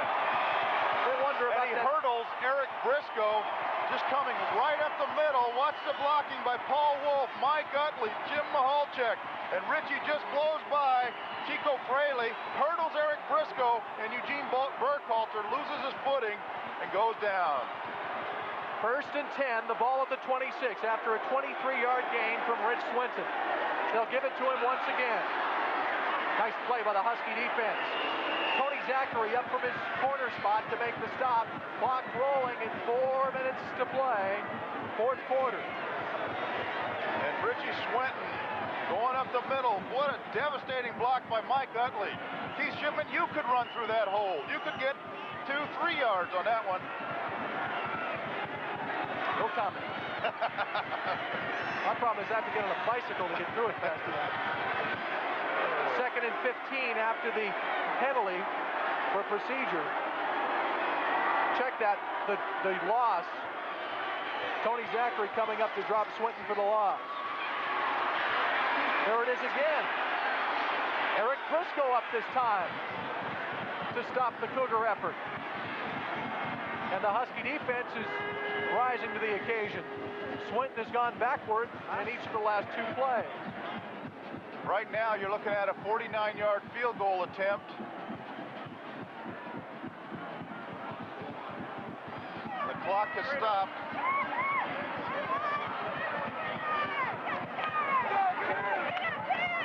Another sideline warning to Washington State. That's their second warning. And on the third, it's a penalty. Ball at the 32. It's 3rd and 16. Washington State's opponent in the Aloha Bowl, Houston, beat Texas Tech 30-29 today. They are 8-2 and play Rice next week to close out their season. Rosenbaugh will pass. The ball is batted away by Art Malone. Michael Wimberly was the intended receiver, and Malone comes up with a big play, and that will bring on Jason Hansen to attempt a 49 yards. Yeah, 49 yards. His long this year is 52. Nope. Oh, yes. I saw Rob Meyer, and I thought Dennis Erickson was going to try to pin him back.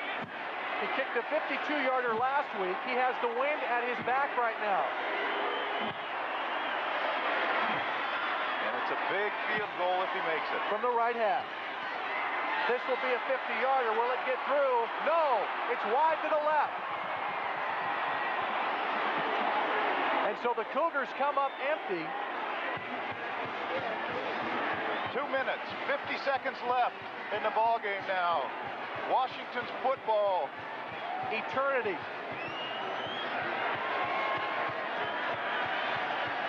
This one is going down to the wire. Again, Washington State with 1 timeout left. The Huskies with 2.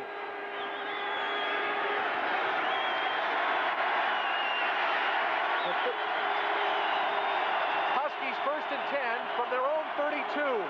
Compton and Weathersby the backs in the I formation. Conklin going upstairs. He'll run. He's dropped, but not until he picks up a 1st down. Kerry Conklin gaining 12 yards and a 1st down for the Washington Huskies as they try to move into field goal range for John McCallum, who last week won a game in the last 5 seconds with a 25-yard field goal against the California Golden Bears as time expired. 1st and 10, the ball at the 44. Conklin. Weathersby can't find a handle. Vernon Todd was there applying coverage. And the whole Husky bench just dropped their head after Vince Weathersby dropped the football. Kerry Conklin just going out, throwing the simple out route, but that ball's getting wet and it's getting heavy. And that ball just went right through Vince Weathersby's hand, hit him right in the chest. Conklin 12 of 27 for 92 yards in this game. Starting to rain again. On 2nd and 10. Compton the lone setback. They'll pass. Weathersby, did he make the catch? Yes, he did. Fine play by Vince Weathersby for a gain of 7. What a catch that was.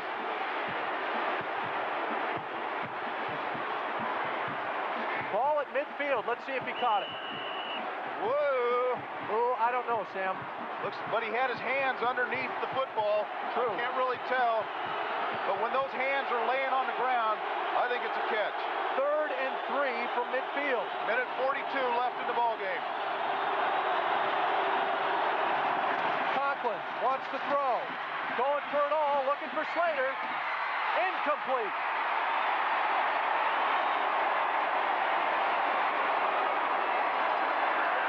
Vernon Todd right there with Slater, step for step. And the Huskies face a 4th and 3. 4th and 3. They've got to go for it. There's no doubt about it. From midfield, this is well out of McCallum's range. That would be a 60-yard effort. His long of the year, as we mentioned before, is 42. How long? 77? 67 yards. 67-yard effort.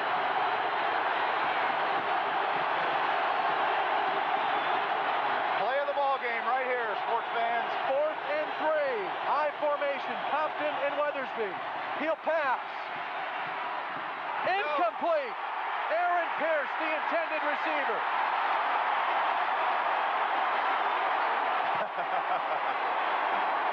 Bobby O'Neill taunting the Husky sideline, backing up. The official comes up, taps him on the shoulder, and says, hey, get over to your own side. They can throw a penalty flag on that now. That's That is a exactly point right. of emphasis. And boy, what a costly play that would be, or a costly sophomorish act, if you will. Force Washington to use their timeouts. The ball at midfield, 1st and 10. Cougars with the ball. Huskies with 2 timeouts remaining. 1:26 on the clock. Swinton for a first down. Inside the 40 to the 38-yard line. 39-yard line. It'll be an 11-yard gain for Washington State. Minute 19. The clock stops till the chains are set. Now Tim Rosenbach can use 24 seconds and run it off of the clock. Washington State has not won an Apple Cup game since 1985. And that was their last road victory for 2 years. And then this year they turned it around and went 5-1 on the road. And that's the reason for their success of the 1988 season. First down. Swinton inside the 35. And Don James will not call timeout. He's got 2 of them left. This ball game is over.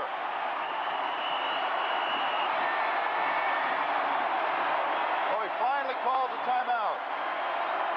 With all 41 the coaches, seconds. Excuse me, Keith. All the coaches on the sideline were telling the guys to get back on the line of scrimmage, and the clock continued to tick down because when that the play was over, there was 52 seconds left. Now there's 41 seconds, as you see on your screen. So they let 11 seconds tick away. Richie Swinton has carried 30 times for 152 yards in this game. What an effort. His season best is 193 against Arizona State when he came on to replace Steve Broussard. That's now 5 100-yard ball games that he's had this year. Washington State leading 32-31 with 41 seconds to play. Here's the critical play in the game. The Cougars block Eric Canton's punt. Sean Landrum came through, recovered by Jay Langwin, and it led to a Cougar touchdown. Swinton to the 31. He's a yard or 2 shy of the first down. It'll be a 3rd and 2 situation. Washington has used their final timeout with 28 seconds to play. So now Washington State only has to run 1 more play. Tim Rosenbach goes down on 1 knee. You don't risk a handoff. The clock runs. But the thing is, Washington will get the ball about back. They let about 5 seconds run off the clock. It's only 3rd down. They've got 2 plays left. Washington, no timeouts. But the thing is, they had about 5 seconds tick off before they called the timeout. What you want to do is go to that official and say, hey, as soon as this play's over, we want timeout. Stop the clock. But they're looking over at the bench and looking for the signal, and then they finally get it. But that extra 5 seconds could have been a big difference because then that forces Washington State to run another play on 4th down. The Cougars just 28 ticks away from their second 8-win season of the 80s.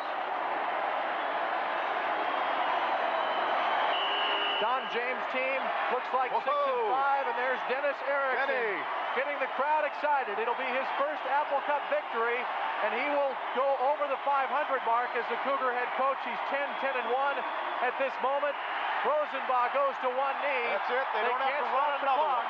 They don't have to run another play. This ball game is over.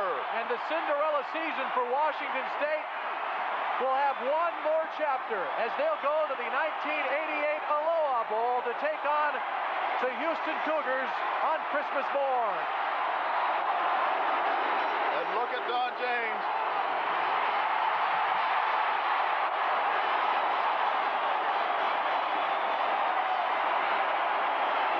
There's one of the classy individuals in college football.